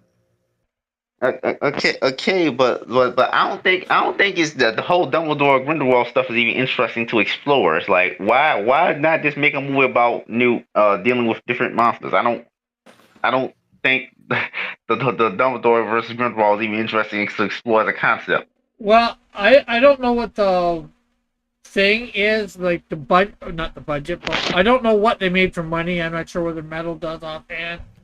But Because those movies were disasters, by the way. But everybody hated this. Yeah, I don't think it's the idea. There's a problem, though. I do agree with you. I would have rather just watched personally Newt run around handling monsters in different places, maybe further into North America, because we've already seen Britain. Maybe he could have went over to like Eastern Europe or some other place in general. Not saying they shouldn't have done the idea of the Crimes of Grindelwald. It should have just been its own movie that wasn't Fantastic Beasts. And I think the big issue is that those movies and the script are a mess, right? To get the first Fantastic Beast, Rowling spent, I think it was 5 years working on the script, almost writing it like a novel, right? The novelized version is pretty much just taking the script and turning it into more of a novel. But she spent several years working with a scriptwriter to make it, which is why the first one, good movie. And then they spent like a year at best working on the script for the next one. And she's a novelist, not a scriptwriter, right? It's a lot of work writing a script. It's a different talent. And you just get this mess that also in directing, it's another mess. It's just a messy movie that just doesn't really work. It's not even the ideas that are the problem. It's the entire production.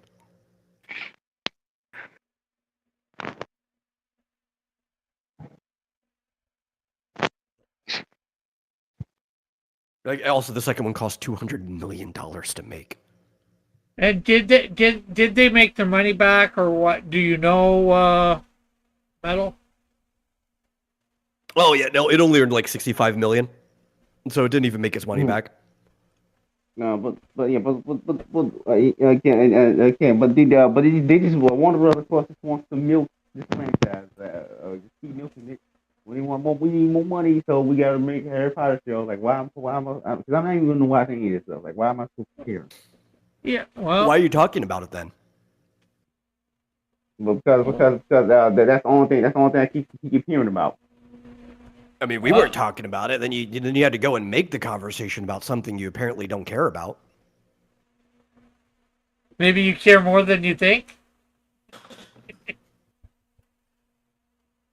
Let's keep saying, "Oh, Black Snape." Well, who cares? The Snape is black. I don't. You don't want to. Maybe somebody else does. It is one of the hottest franchises on the planet. That's why they want to milk it.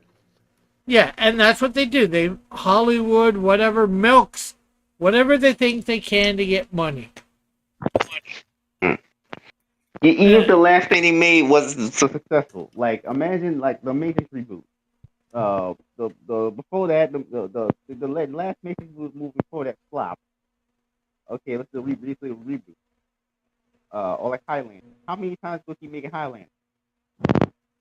Well, unfortunately, That's why they up until like the very last time, Highlander was really successful. Yeah, and Even though all of them That's after the the first one's first one. awful. The second one is terrible. Terrible, but it was still successful. You know why? How? No, it's because of the Highlander TV show. Yeah. I honestly think for the second one, they ripped off pretty much the concept of Superman. They became immortal when they came to Earth. Going to another planet and getting superpowers. What does that sound like to you? John Carter from The Princess of Mars. Yeah, but that was in reverse. He went from like Earth to Mars instead of like from Yeah, another when he went planet to another planet and he was stronger because gravity was lesser there. Fair point made. It's like, Exactly. Even the creators of Superman have said that the Princess of Mars was an influence on Superman. yeah, because I know, originally Keep making sense, damn it. because originally Stop Superman got starting it. my point. Because originally Superman got his powers because of the lesser gravity. Yep. Damn it. You're both are making sense. Stop it. Both of you stop countering my points with good arguments. but I Highlander too. Like the Highlander, like I don't get why like how this can't. How I don't know how this can be a franchise. You won't. You're not asking the real question, Fizz. How does a guy who's supposed to be Egyptian have a Scottish accent? Yet he's a Spaniard. Ask the real questions, damn it. How? Because he spent so much time in certain places. Your accent does change over time if you live in a place for a long time. You start to pick up if you actually integrate. That's the bigger thing. If you integrate into the society, if you're talking to people all the time, your accent does change all the time. When you get people who lived in a country forever and they still have like a accent from where they were, it's probably because they live in either an enclave or they never leave their house. Like the stereotypical old Chinese man who just like never goes out of his house. His grandchildren go and do all the errands and stuff, and he still has like this thick Chinese accent. And that's the only time that people don't end up changing their accent. Yeah. And then he could purposely be trying to change his accent all those years too, so it even gets more ingrained. Yeah. It's easier to fit in if you speak like the people you're around. No, this She's in the Philippines, and she goes to the same church I go to. She works for the public all day. And she still has I wonder. Considering how the novel industry is, when is Hollywood going to start making movies based off the best-selling smut books? Oh, I mean, they have already started doing that.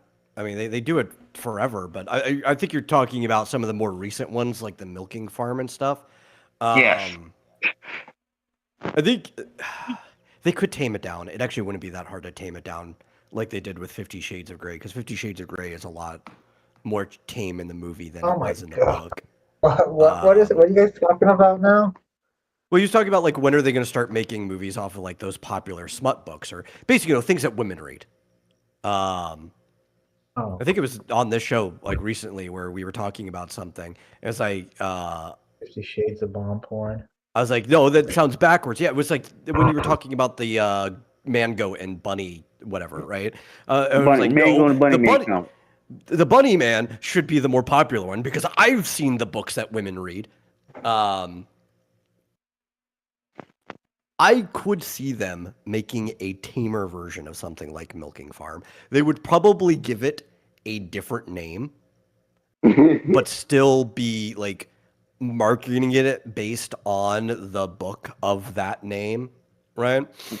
Because the title gives away the fact that it's just smut. So like they gotta make it. But they'd have no problem making movies based on smut as long as they can tame it enough to fit the rating they want.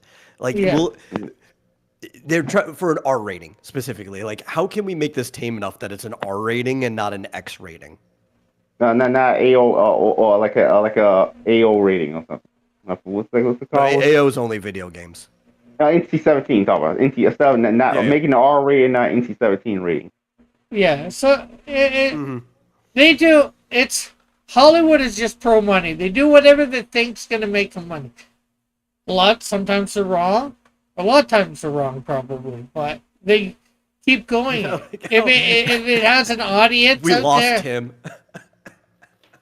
Like how many times are you gonna vomit on Tolkien's legacy, like with the Amazon Rings of Power show? Which I don't even understand how that's supposed to even make money to begin with.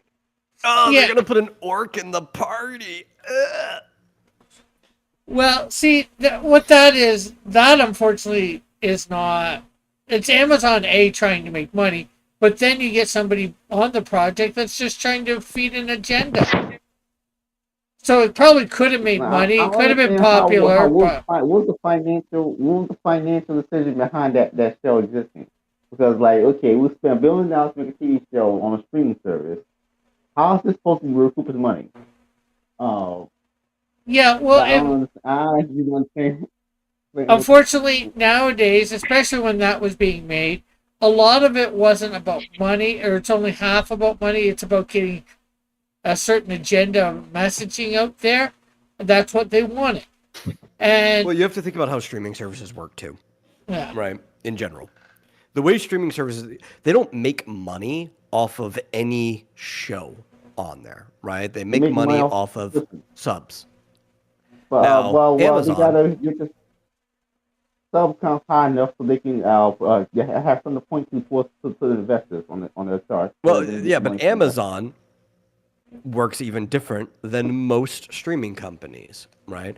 Because Netflix, yes, it's investors. It is keeping your sub count high. They could treat some shows as like lost leaders. It doesn't matter as long as it keeps the sub right. Amazon, on the other hand, works differently because your Amazon Prime subscription comes with your Amazon Prime delivery, right? Prime Video is just part of Prime. Now, you have to pay extra if you want specific channels, but like the main Prime Video just is part of Prime. And a lot of people have Prime for a lot of different reasons. It's a very expensive. I think it might be higher than it used to be, but it used to be like $80 a year. Now I'm pretty sure that if you pay the year up front, it's $120 or something. But Yeah. the entire video service is a loss leader for the main Amazon Prime service. It's an incentive package. So as long as they see enough people are still watching the video service, it is a good incentive package for people to continue Prime that a lot of people use for delivery and other things anyway. Yeah. But they can burn money on like Yeah. shows and stuff yeah. on Well, video. heck, you get Amazon Prime, like the TV thing, the streaming service, and you get free delivery. So, for spending $20 a month, if you're buying a lot of stuff off Amazon, you're saving that in a month easy. Probably, Yeah, but a lot of people look at it the other way around, right? And this is how Prime Video started, was they're already paying for free delivery and other purchases. Now they get a video service on top of that. yeah. Whichever way you want to look at it, you're getting a deal somehow, some way, like I subscribe to Amazon Prime, and now, like I can, maybe I'm a little bit more, I will buy something off Amazon because, I can get it delivered free to my house, and then, the They also prices. now get rights revenues for everything owned by MGM because of that merger. Like they burnt money to make a Lord of the Rings TV show that no one wants to watch. I don't understand. Well- Like, Yeah, well, we can't say no one. There was people that watched it, and why Not enough to did? justify it. Oh, I would agree with that for sure. But the thing is, they thought people would, so they did it, and unfortunately, they threw in the agenda, which made people not want to watch it. If they would have done it without that agenda stuff in there, it might have been a little bit more better. do you know how hardcore Lord of the Rings fans are? Well, okay. Like, Here's the thing: is nobody's actually trying to sell to the hardcore Lord of the Rings fans.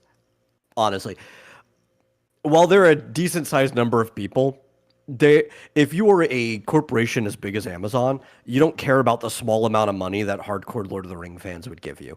They're looking for the general public. which the general public does like Lord of the Rings, thanks to. Well, I mean, some people read the books. It used to be required in schools a long time ago, but mostly thanks to The movies. the The Peter Peter Jackson movie. Jackson movies specifically, right? Mm. And like they're trying to get that audience to come and watch it. I don't even think the message, like their propaganda, is the reason why it was failing. Because they even Now, it doesn't contradicted the help. lore from the Peter Jackson movie. Like, The he reason actually it paid attention. failed is because the first season was also produced like garbage, which is why they like fired most of the staff and hired new people who still wanted to push the same message. I don't think the show's writing improved much at all, but the production value of season 2 doubled from the original, just from having more competent like set workers working on it too.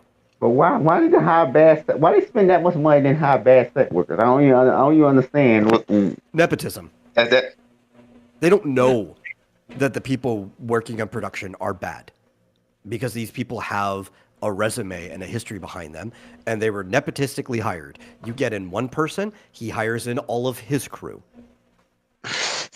That is how Yeah. the industry has and always worked. It used to just be that on average, we had a lot more talented crews because the industry used to be smaller. Now that it's bigger, and because of the way nepotism works, it's a lot easier to get untalented people into your crew. Yeah. That, well, I honestly do think there a little bit of the, whatchamacallit, the ideology, people didn't want to, because it got out there. Like, you had a black female, the dwarf queen who didn't have a beard for some reason. Or did have a beard, actually, I think. No, she didn't. No, do you not understand? Do you not watch? Do you not know anything about Lord of the Rings? I That's the do- one about. I don't know a lot, I will admit. Female But, dwarfs have beards. Supposed to, but she didn't have a beard for some reason. yeah, well, I thought I heard the fact that she did have a beard, and a lot of people were, that don't know that were upset ideology-wise that she had a beard. But, hey, I can be wrong about that. I don't know for sure. I just know when it was out, initially come out, or before it was come out, there was a lot of YouTubers, shitting on Also, it the because whole of female a... dwarf having a beard thing is a Peter Jackson thing. And you're not even sure if you're supposed to be taking that seriously because it's just something that Aragorn jokes off to the side while Gimli is talking about how, some people can't even tell the difference between a male and a female dwarf. And he's like, it's because of the beards. Tolkien himself only ever mentions one female dwarf in any of his books. And it was Dis, daughter of Thorin. Doesn't even describe her. We have no idea what female dwarves look like other than the fact that they're stocky and small like male dwarves. They could have beards. It's strongly suggested, but it's never actually confirmed if they have beards. Uh-huh. And maybe And because part of the that. reason it's strongly suggested is because it is confirmed that other races have a hard time distinguishing between male and female dwarves.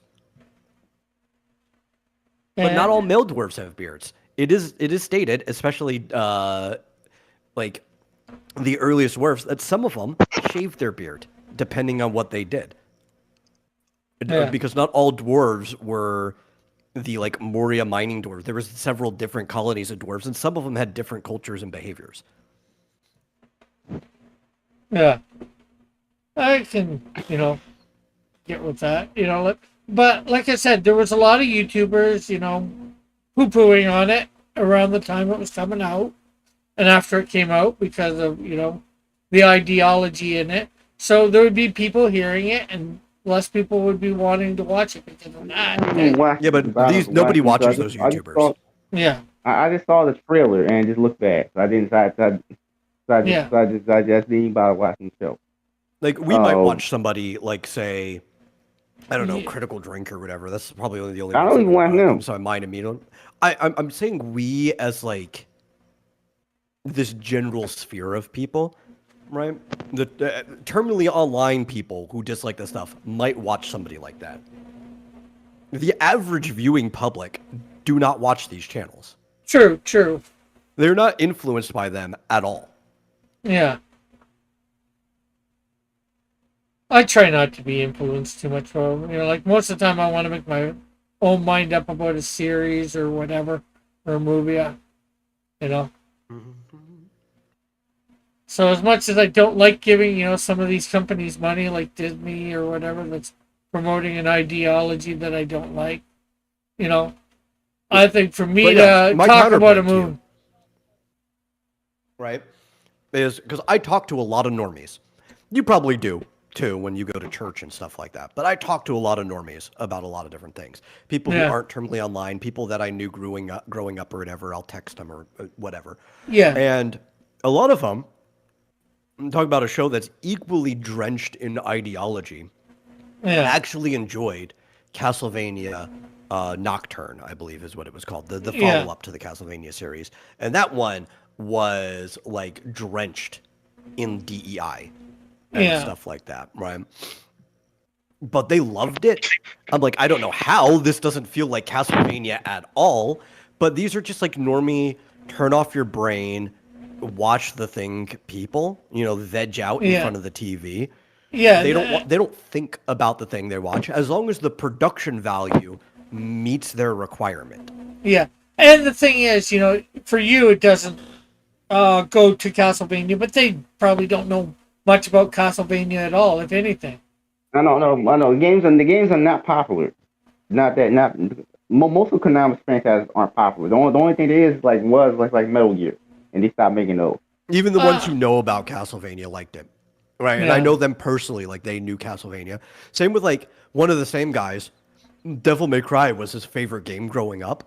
And Yeah. he liked that really bad Devil May Cry series that kind of just contradicts everything leading up to the first game. Or in the franchise. Technically it's the third game, but chronologically it's the first game in the Yeah. franchise. My mama, as much as she, for the most part, for comics, I consider her a little bit of a normie, Yeah, she heard a little bit of what was going on and all that through, because I was on a bunch of stuff, But yeah, you're most of the people I talk to, unless I'm talking to somebody like this, most of the people are normies. They have no idea what about the comics. They scratch the surface of what's out there. I'm wondering how's this free rent knockoff that's calling itself Lord of the Rings? Why does Warner Bros. Think this is going to make money when the previous Lord of the Rings movie that was animated, I forgot what it was called, didn't even make money. So the Battle of Rohirrim. I think that's what it was called, Battle for Yeah. something. That didn't make money, so I don't understand why they think this Freyrin knockoff that's calling itself Lord of the Rings is going to make money.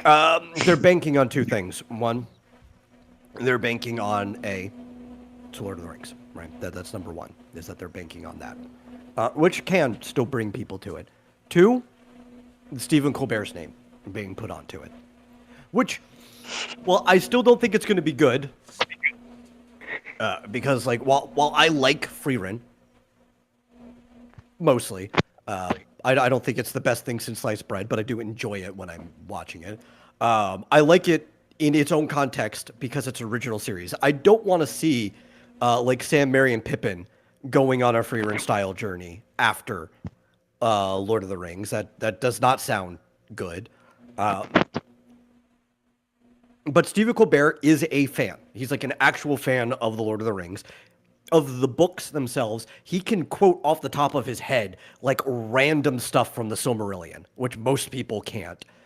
So you are getting a fan working on this, but it's also still Stephen Colbert. So it's a fan that I'm not sure how much that's going to matter at the same time. So it just doesn't sound appetizing to me. Knowing a lot of like normies, I could see from a marketing perspective, especially because a lot of them don't even know what free rent is, so they're just this concept's going to seem a little more original to them. Why this might be appetizing. I thought Free was like the most popular anime ever, early when it came out. It's definitely at the top of my anime list for sure. But as popular as anime is, it's only eclipsed certain sectors of media here in the West. Like something like Lord of the Rings is still way more popular than Frieren here in like the United States, probably Canada as well. Maybe Mexico. I would say maybe extended all the way to North America. Something like Lord of the Rings is still far more popular than Frieren. Yeah, well, I'd probably agree with that. You know, like the thing is, they bank. Somebody convinces them. They bank on the name of something, you know, to draw people in. Hey, Outcast. You know, they just bank on all these things that they're going to make money. That, you know, like the fans will come out in droves.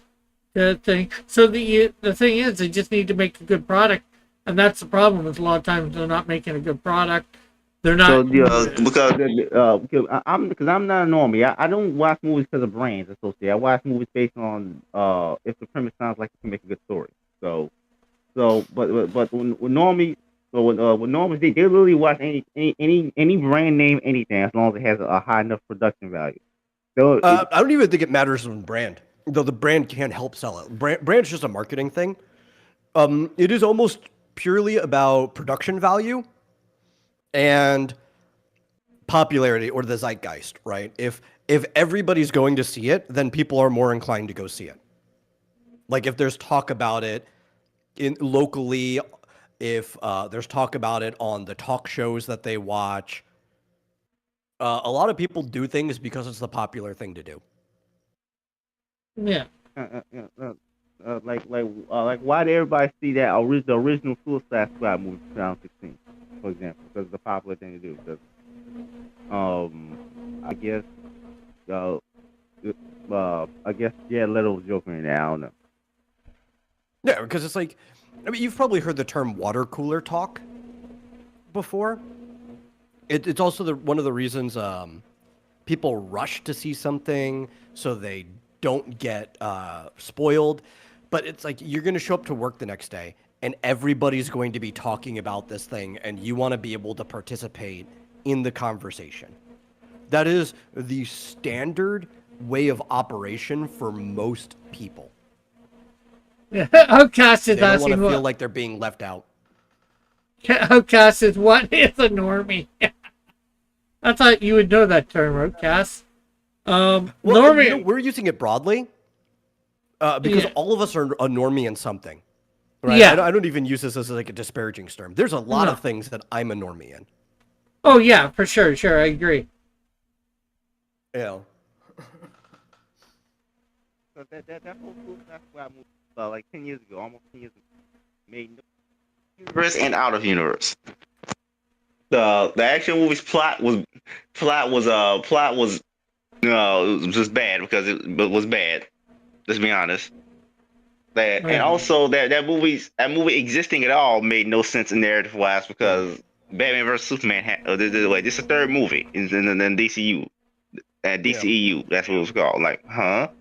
If Why I is were that to the third movie? define a normie, though, like broadly, like somebody I would call a normie, not just that they're situationally a normie to something, but they are a normie, would be somebody who pretty much just goes with the flow and only has like tacit, broad popular interests. They don't have like a niche interest of their own. Or even if they're kind of interested into something niche, they don't ever actually dive into it, right? They only have like a surface level or maybe people would now call like a tourist level of interest in something. And this is like the vast majority of people. Most people, it's like they don't seek things out. They kind of just like watch what's on TV, or if something's popular, they'll go to the movies or watch it, or they watch. Watch Love is Marketing marketed are the them. popular pastime, and it's the things that they can easily talk to. Though it's not about what's ever marketed to them. Yeah. It's marketed to everyone. It's about what can they talk to other people about. Yeah. And then the thing is, they might have something that they do dive into, but for this stuff, like you were saying, there's some things that we'd be like normies in, like knitting or something like that. We would be the normies. We know nothing about knitting. Yeah. But that's what I'm saying between something where like everybody is a normie in something versus what is broadly a normie, right? Yeah. Like if somebody whose entire like life is go work job, very normal thing to do, come home, maybe not have a family, that's sadly not as normal as it used to be, but you come home, you watch sports, maybe you go to a bar, hanging out with people, you watch the popular things, you go to bed, you repeat process, and you don't like seek out interests. I would say even if like Yeah, but you're a but normie to the most other things, if you are somebody who has a interest that you go out of your way to seek it, right? Like you go to a club or something, you are already less normal than most people. yeah. But then again, therein lies the thing you were saying about sports. They watch sports or whatever is popular. There's the thing.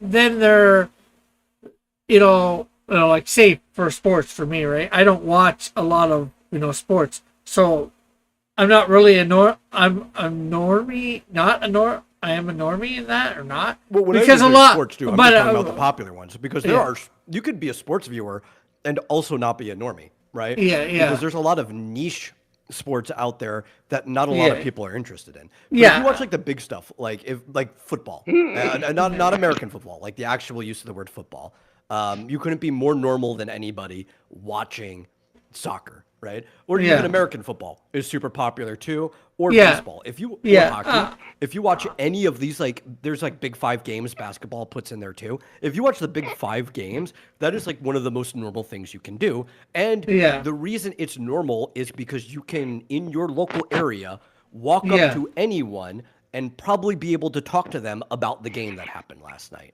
Yeah, and I guess that way those people are normies. I'm an outlier because I'm not into sports, but I was thinking, most guys are into sports. They can quote a whole bunch of statistics of the very, football or whatever. And, they're into the cars. They know a lot about cars. Again, it's not something that I'm super into. Yeah. So That's why I emphasize I don't use normie as a disparaging term. oh yeah, and I'm Honestly, not you're thinking. probably living a better life if you're normal, right? Like that you're probably enjoying your life a bit more if you're normal. What I'm saying, I'm taking it like statistics. Yeah, and If I'm you not could just thinking. walk onto the street and have a conversation with a random person about interests that any random person might have. Yeah, Those are normal interests. I guess sports would be a random, normal one then. Yeah. And There's a lot of things that are like inherently anti-normal. I know. It's like for example, playing D&D. For example, like no one I don't think normies would even play that game to begin with. and yeah, That's I wasn't thinking that that's you the were thing about using it in a disparaging term either. Metal. Yeah. Nah. Tabletop Do in you general, not disagree just that- D&D, just all tabletop. That isn't like a Hasbro or like Mattel board game, right? Because like anybody would play. Well, actually, Monopoly. Monopoly's fallen out of. I was going to say Monopoly's falling out of fashion. Board games, But just you in might general. still be able to. Yeah. Like you could probably get anybody to play Life. Some sort of board because game. It's competitive, but it's less hyper competitive as Monopoly is. Monopoly used to be the go-to one, though, so Yeah. I get why that's the first one to come to your head. Yeah. But something like Sorry, any classic board game, you could probably get anybody to play that. Yeah, or card games. Let's see. Outcast says, "Eat shit, sleep, repeat." Then he's Alpha says, "Sports and the weather." I guess for stuff. Most people become normies Yeah. as they get older, says Outcast. That's true. Typically, it's something that starts for the vast majority of people right around high school age.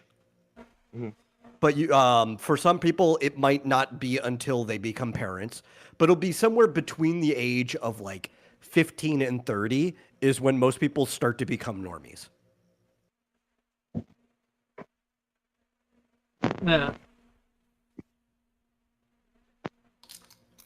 But for a kid, it's like a kid doesn't even know what is and isn't normal yet, right? You're still learning about the world, you're still exploring, everything's new to you. Yeah. It's social pressure that puts that on you, and it depends on your personality, your proclivity. A lot of it's genetics, but it's how much you start to want to fit into the herd or not. Some people are fine with just being in smaller herds, right? Being niche. Some people are so out there they don't ever really fit in any herd, and that's dangerous. You really don't want to be a lone wolf, but if that's the way you work, that's still technically fine. But most people they want to feel like they're part of the herd. There is a natural biological drive to want to feel like you're part of the herd. It is safe to be part of the herd. Alpha says, yeah, I feel out things when I started working. Okay, I'm not sure what he's meaning. I fell out of things is probably what he meant. My buddy, I'm not sure whether he's watching Christian. I'm not sure whether it's to our conversation or not. So, because it seems out of nowhere, he says, I'm not sure where this is supposed to be. He's got an asterisk for studying that. He says, I've been studied, maybe he means I studied that, but clenching your butt cheeks while lifting gives you extra momentum. He says he read it online. Okay, I have no idea whether that he might be watching, lurking, so I'm not sure whether it has anything to do with our conversation or not. Is he doing squats or is he talking about like lifting stuff at work? I have no idea. I put a question mark and that's what he said. I read it online, but that still doesn't answer much. Okay, it says most people are followers, not leaders. True. Yeah, we're sheep. Most people are just sheep. Alpha says, I'm 20 years behind on anime. Oh, then he just says, fun fact, laughed out loud. So maybe he's hearing me talk about this. I don't know. Alpha says, I'm 20 years behind on movies too. I just keep saying, I'll watch it later. Yeah. Well, there's the thing too. It's also easier to be behind now than it's ever been because I think it was right around the change.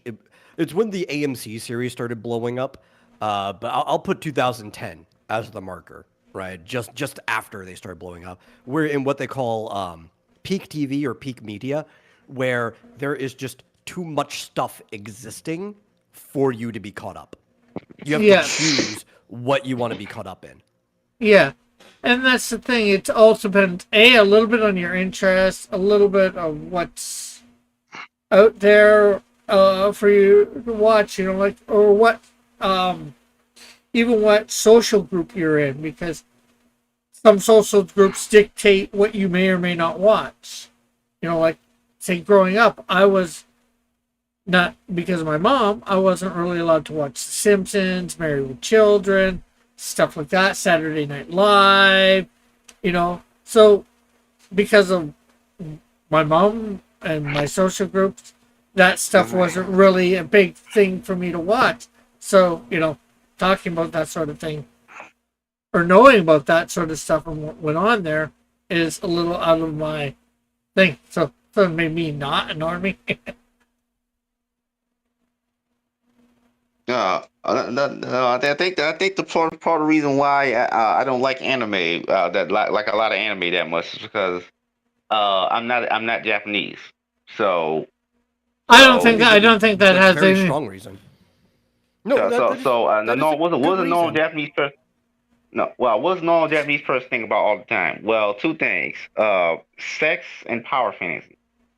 No. And well, I don't think that's what they think about all the time. That's a little reductive to it. But that is a good reason, though. right? Because if you don't understand their culture, because you maybe a big reason is you're not part of it, that might be the impression you get of what they think about all the time, right?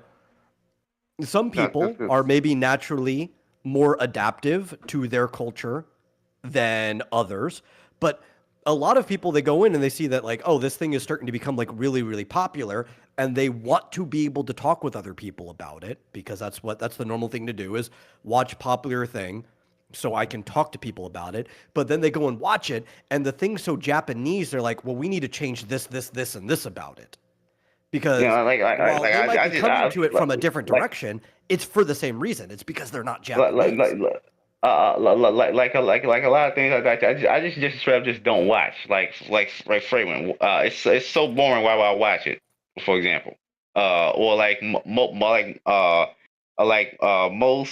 shonen, because the thing is like, okay, we're gonna have some loser guy, but it just every chick with big titties comes to him, and a bunch of alien chicks who don't have big boobs, and it's all gonna be about him accidentally stumbling into the bathroom and seeing them naked.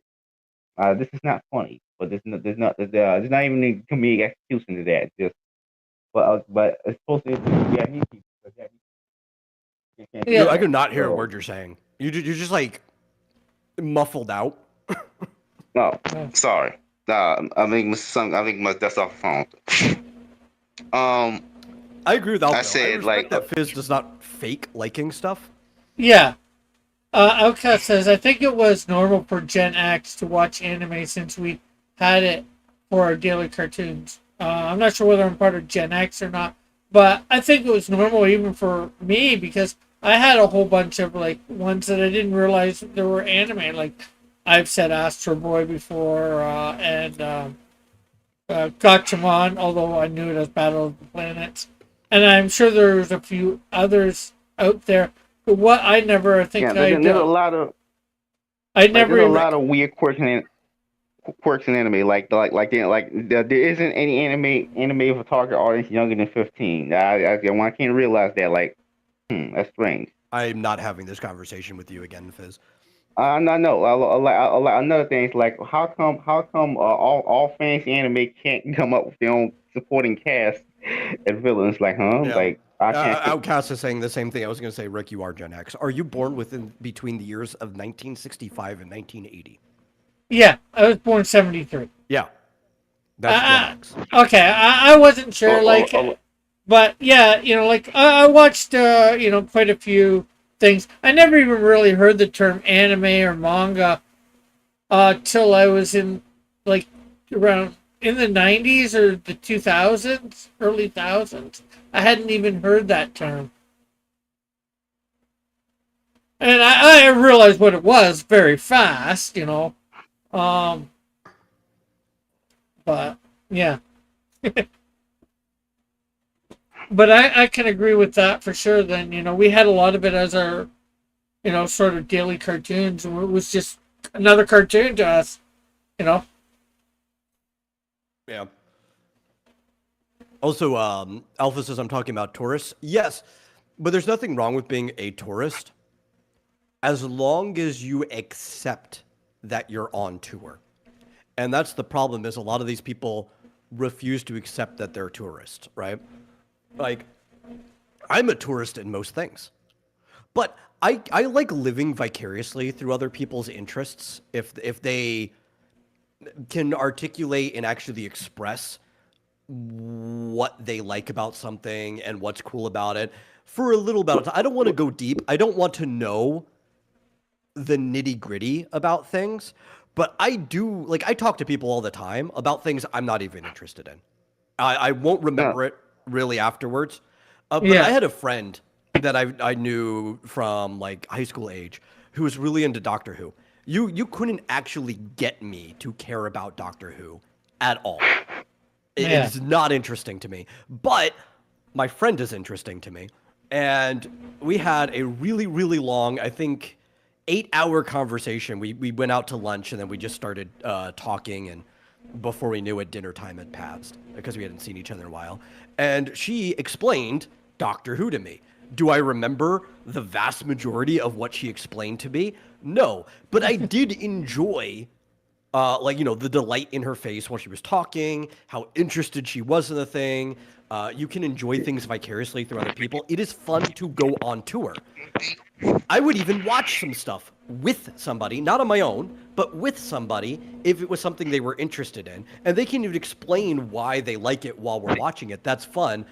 I'm not going to ask somebody, though, to change the thing they like so I can like it more. I'm it is cool that you like it. I went on my tour. I'm leaving. It's the people who can't admit that they're tourists that's the issue. Yeah. One thing about anime tourists, the so-called anime tourists that people complain about is that instead of asking Japan to make shows that are more similar to similar to what you would like, why not just bug the American animation industry to make better shows? Well, you are starting to kind of see that in a way, not to the extent that you'd want to. Instead, they're just trying to market things as anime. Here in the West, with more aesthetics that are like it, but then they're still making awful things. Yeah. Well, unfortunately, except for maybe the cartooning, 70s, 80s, 90s, we had all the great stuff, or most of the great stuff as far as I'm concerned for cartooning. And then as we started getting into the thousands, we got a lot of this crap stuff. Anyways, Alpha says the anime shows that you watch were heavily localized, Americanized cross. I realize that now. Obviously, I didn't at the time. I didn't even know what that would have meant back then. I didn't because like I said, I didn't even realize they were from Japan, and all that. But that's that's all right. I would actually like to watch Gatchaman, not Americanized, localized, because I hate that damn robot now. 7 Zark 7. He needs to be scrapped.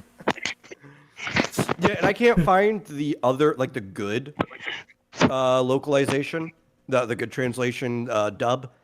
Mike has talked about it. Maybe ask him. He might have the link for you. Mike, all I was able to Mike find you was the original. Yeah. Mike Walters. He might have it because he's talked about it. He does often have links to that stuff. I couldn't find that one on, I don't want to say it on air, but the site we usually share links with.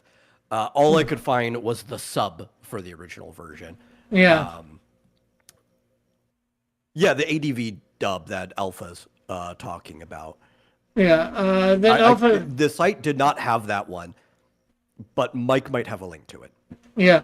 Alpha says, I get that. I like having conversation with people who specialize in stuff, guitarists, skateboarders, singers, people into cars. Yeah. I don't mind talking. I admire their knowledge and skill. Yeah. It's nice talking to people that know about stuff. Yes, am I clueless most of the time of what they're talking about? Yes. It's just like when I talk to somebody about comics and the stuff that I'm into, they're usually clueless about what the heck I'm talking about. It's just I would love to do a show like that. Well, technically I do a show like that, but I would love to get more people on, especially people who do specialized blue collar work, right? Maybe septic workers or anything. But I like to talk to people about their interests, hobbies, and professions, right? And on Newgrounds, I actually have a podcast called Within the Underpass that I do periodically, where I will talk to creators of different sorts about the thing that they specifically do. So I've talked to other comic creators, I've talked to music creators, I've talked to voice actors, I've talked to animators, and it's really fun to spend a little bit of time in somebody else's life talking about the thing that they do. Yeah. And then, of course, Alpha said, and you commented on this, ADV did a dub of Gatchaman. They brought them all on DVD. Okay. Maybe, is that on Amazon? Maybe? If you're still fine with torrenting, I might be able to get you a different link that has it. I just couldn't get the link on the site that we normally stream things from. I could probably find anything if you're fine with using, Deluge or something like that. I usually use a uTorrent or whatever for my torrent stuff, but yeah. Well, and then I go to whatever site. Whatever. Yeah. Yeah. I don't mind sailing the high seas. Me neither. Man, I've been sailing the high seas. God. Since the early Myself, thousands. not somebody else. Yeah, I was trying to think exactly. Probably since like 2004, I think. Somewhere around there. Maybe a little bit Before later. that, like in the Maybe late 90s, it was my cousin who was doing it for me, but no, probably might- around there. Was the might time be I the did it early myself. tens I started, maybe a little bit Mm-hmm. before.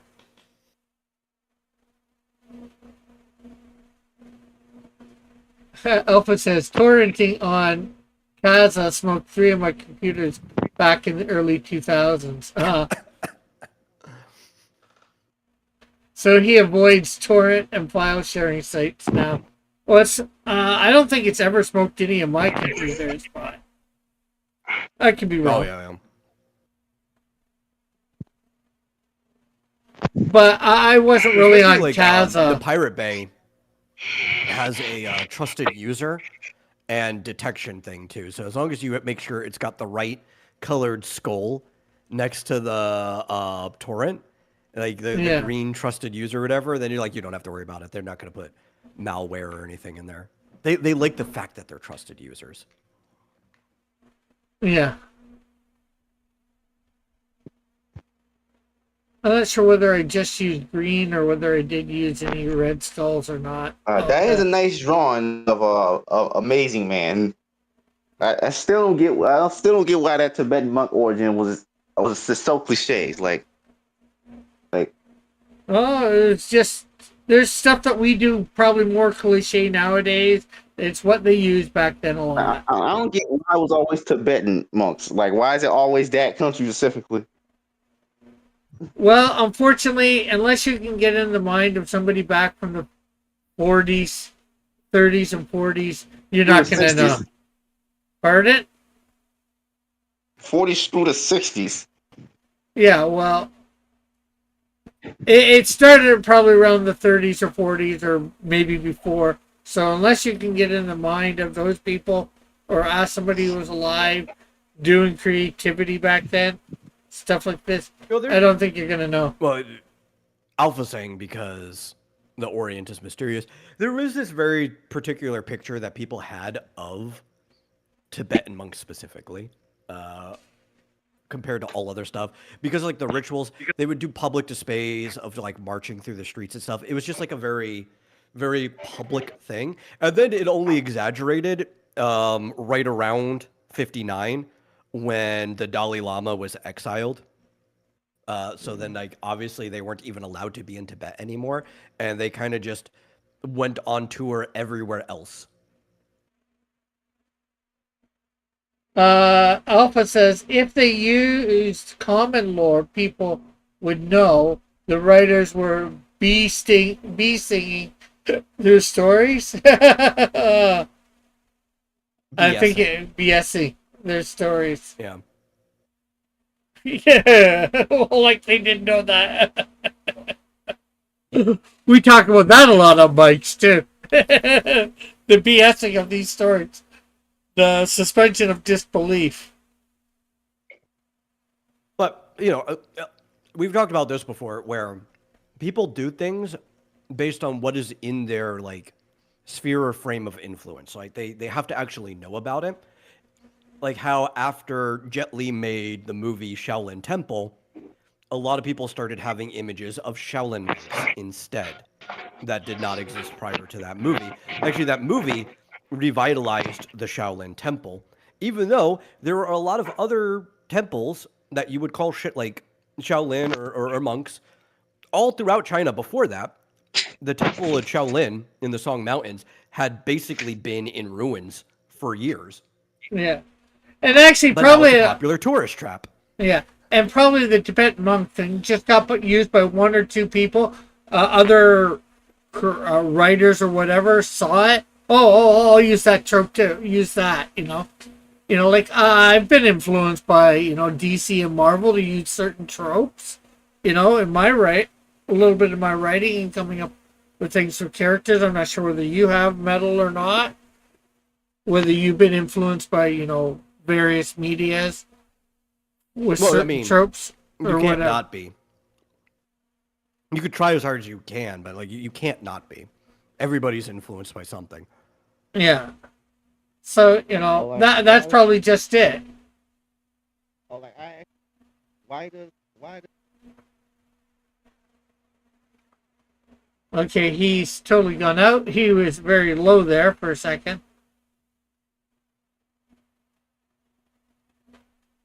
I'm not sure whether you can hear us, Fitz, but we can't hear you. you can't hear me? We can hear you now. Oh, You seem to be okay. going up and down.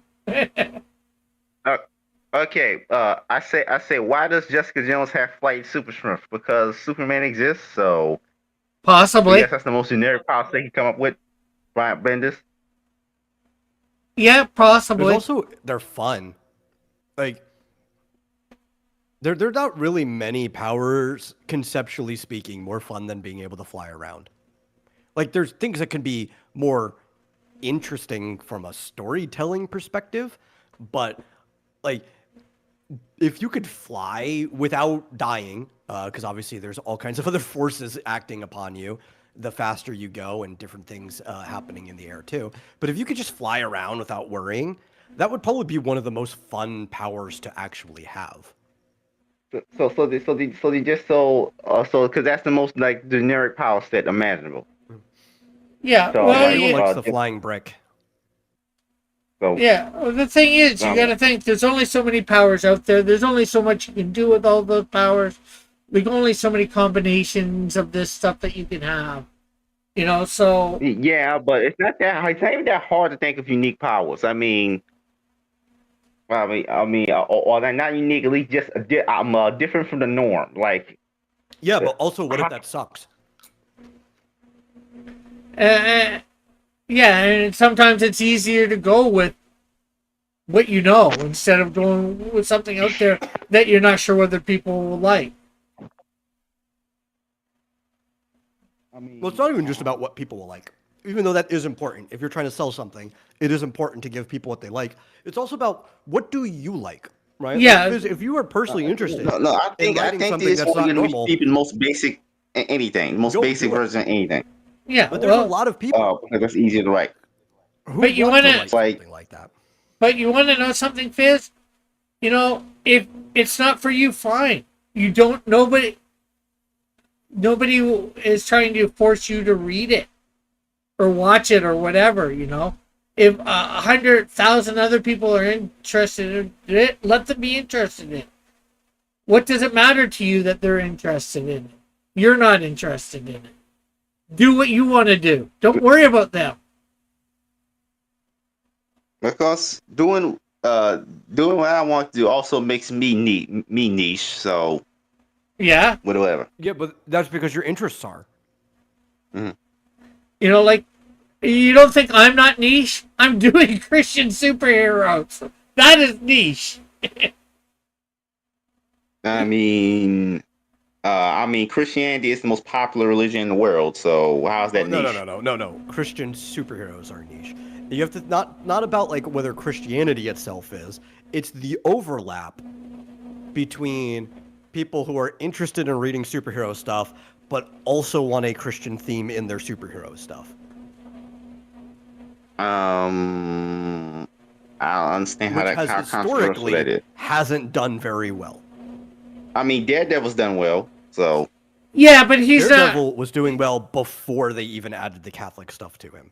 Yeah, and I wouldn't really consider him a Christian superhero. He's a Catholic superhero, and that is there. You may not.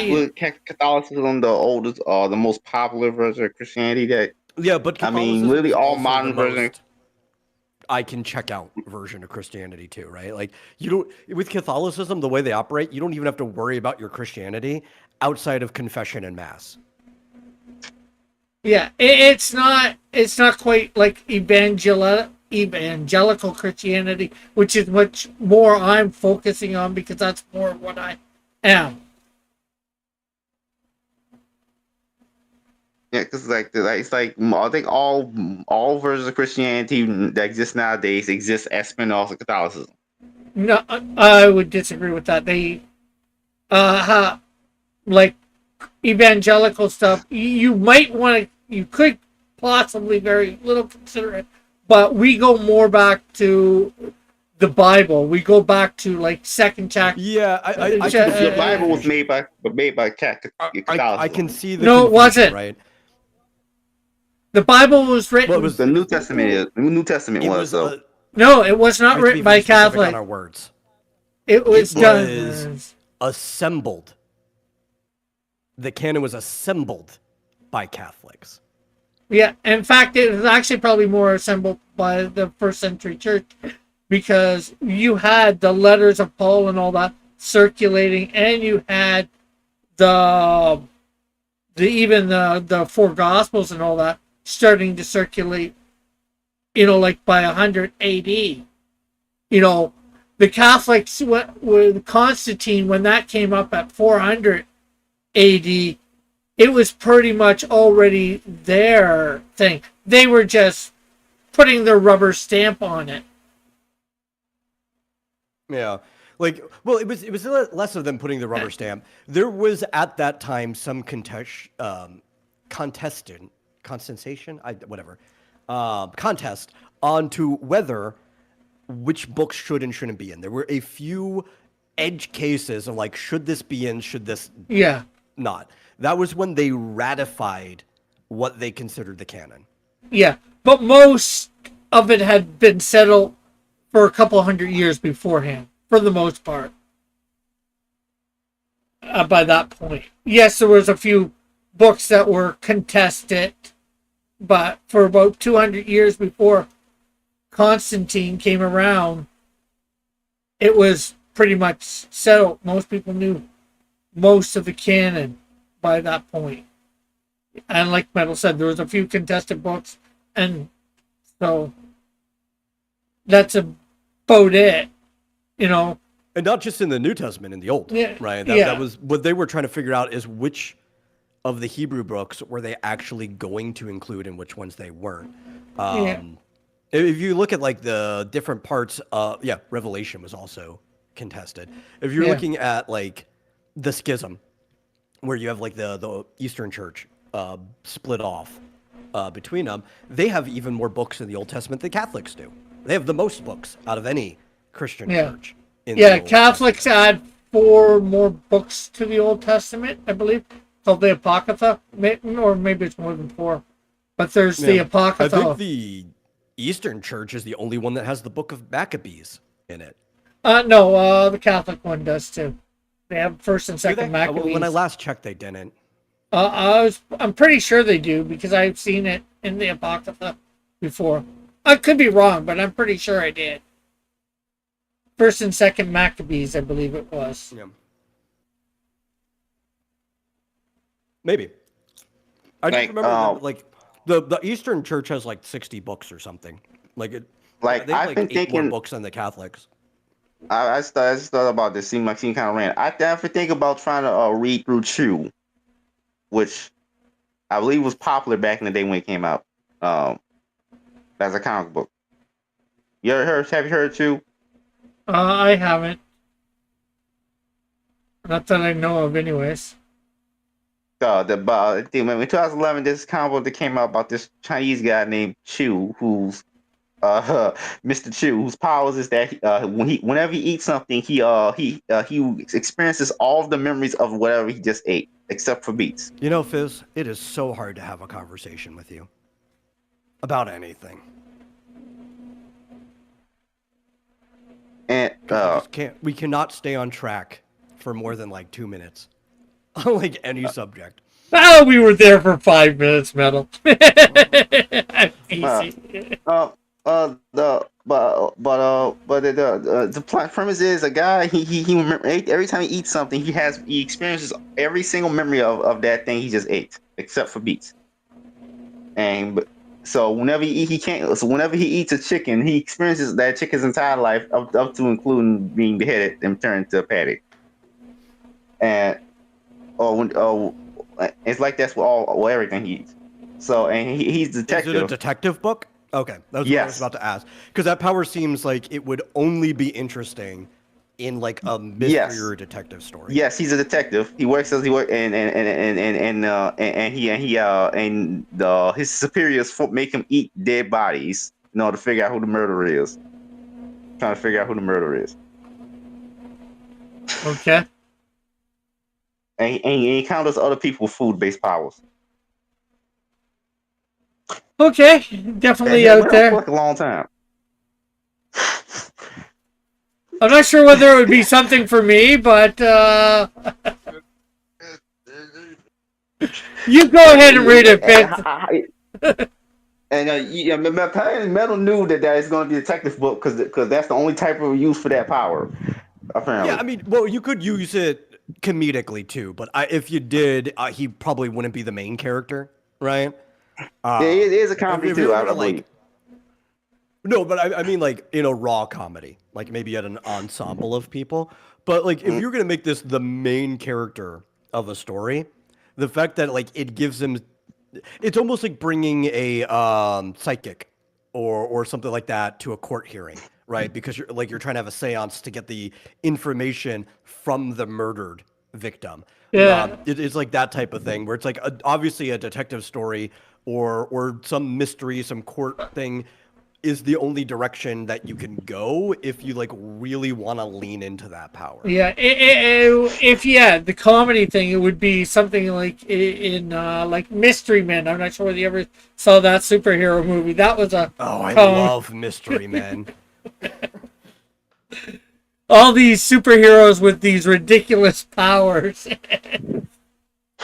I can Or become skill. invisible, but only when no one is looking.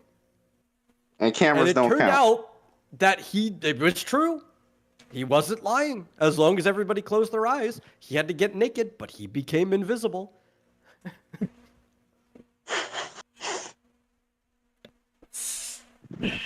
Yeah, that was a good movie. But yeah, it all depends on the execution of something, for sure.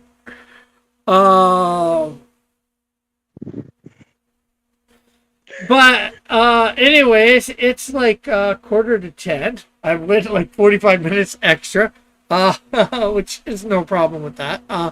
So Fitzchozo, anything that you want to promote? No, Okay. no. Okay. Goodbye, everybody. Goodbye, everybody. Later. Anything you want to promote, Metal? Metal? Are you here?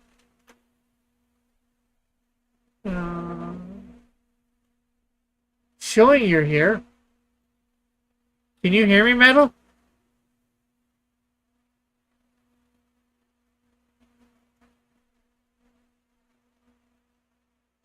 Rick, make a rule that you have to stay on rule that you have to stay on topic until the conversation is over. I'm not sure whether I could follow that rule.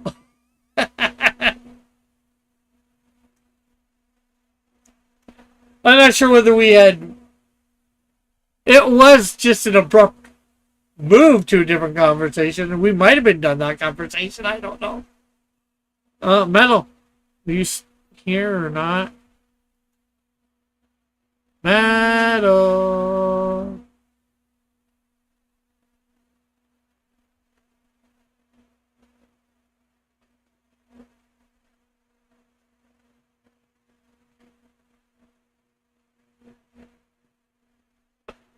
Well, unfortunately, it looks like Metal is not here.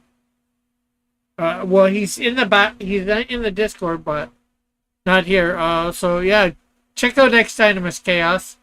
If you haven't, he's got books up on Amazon. Of course, he's got his website where you can read things.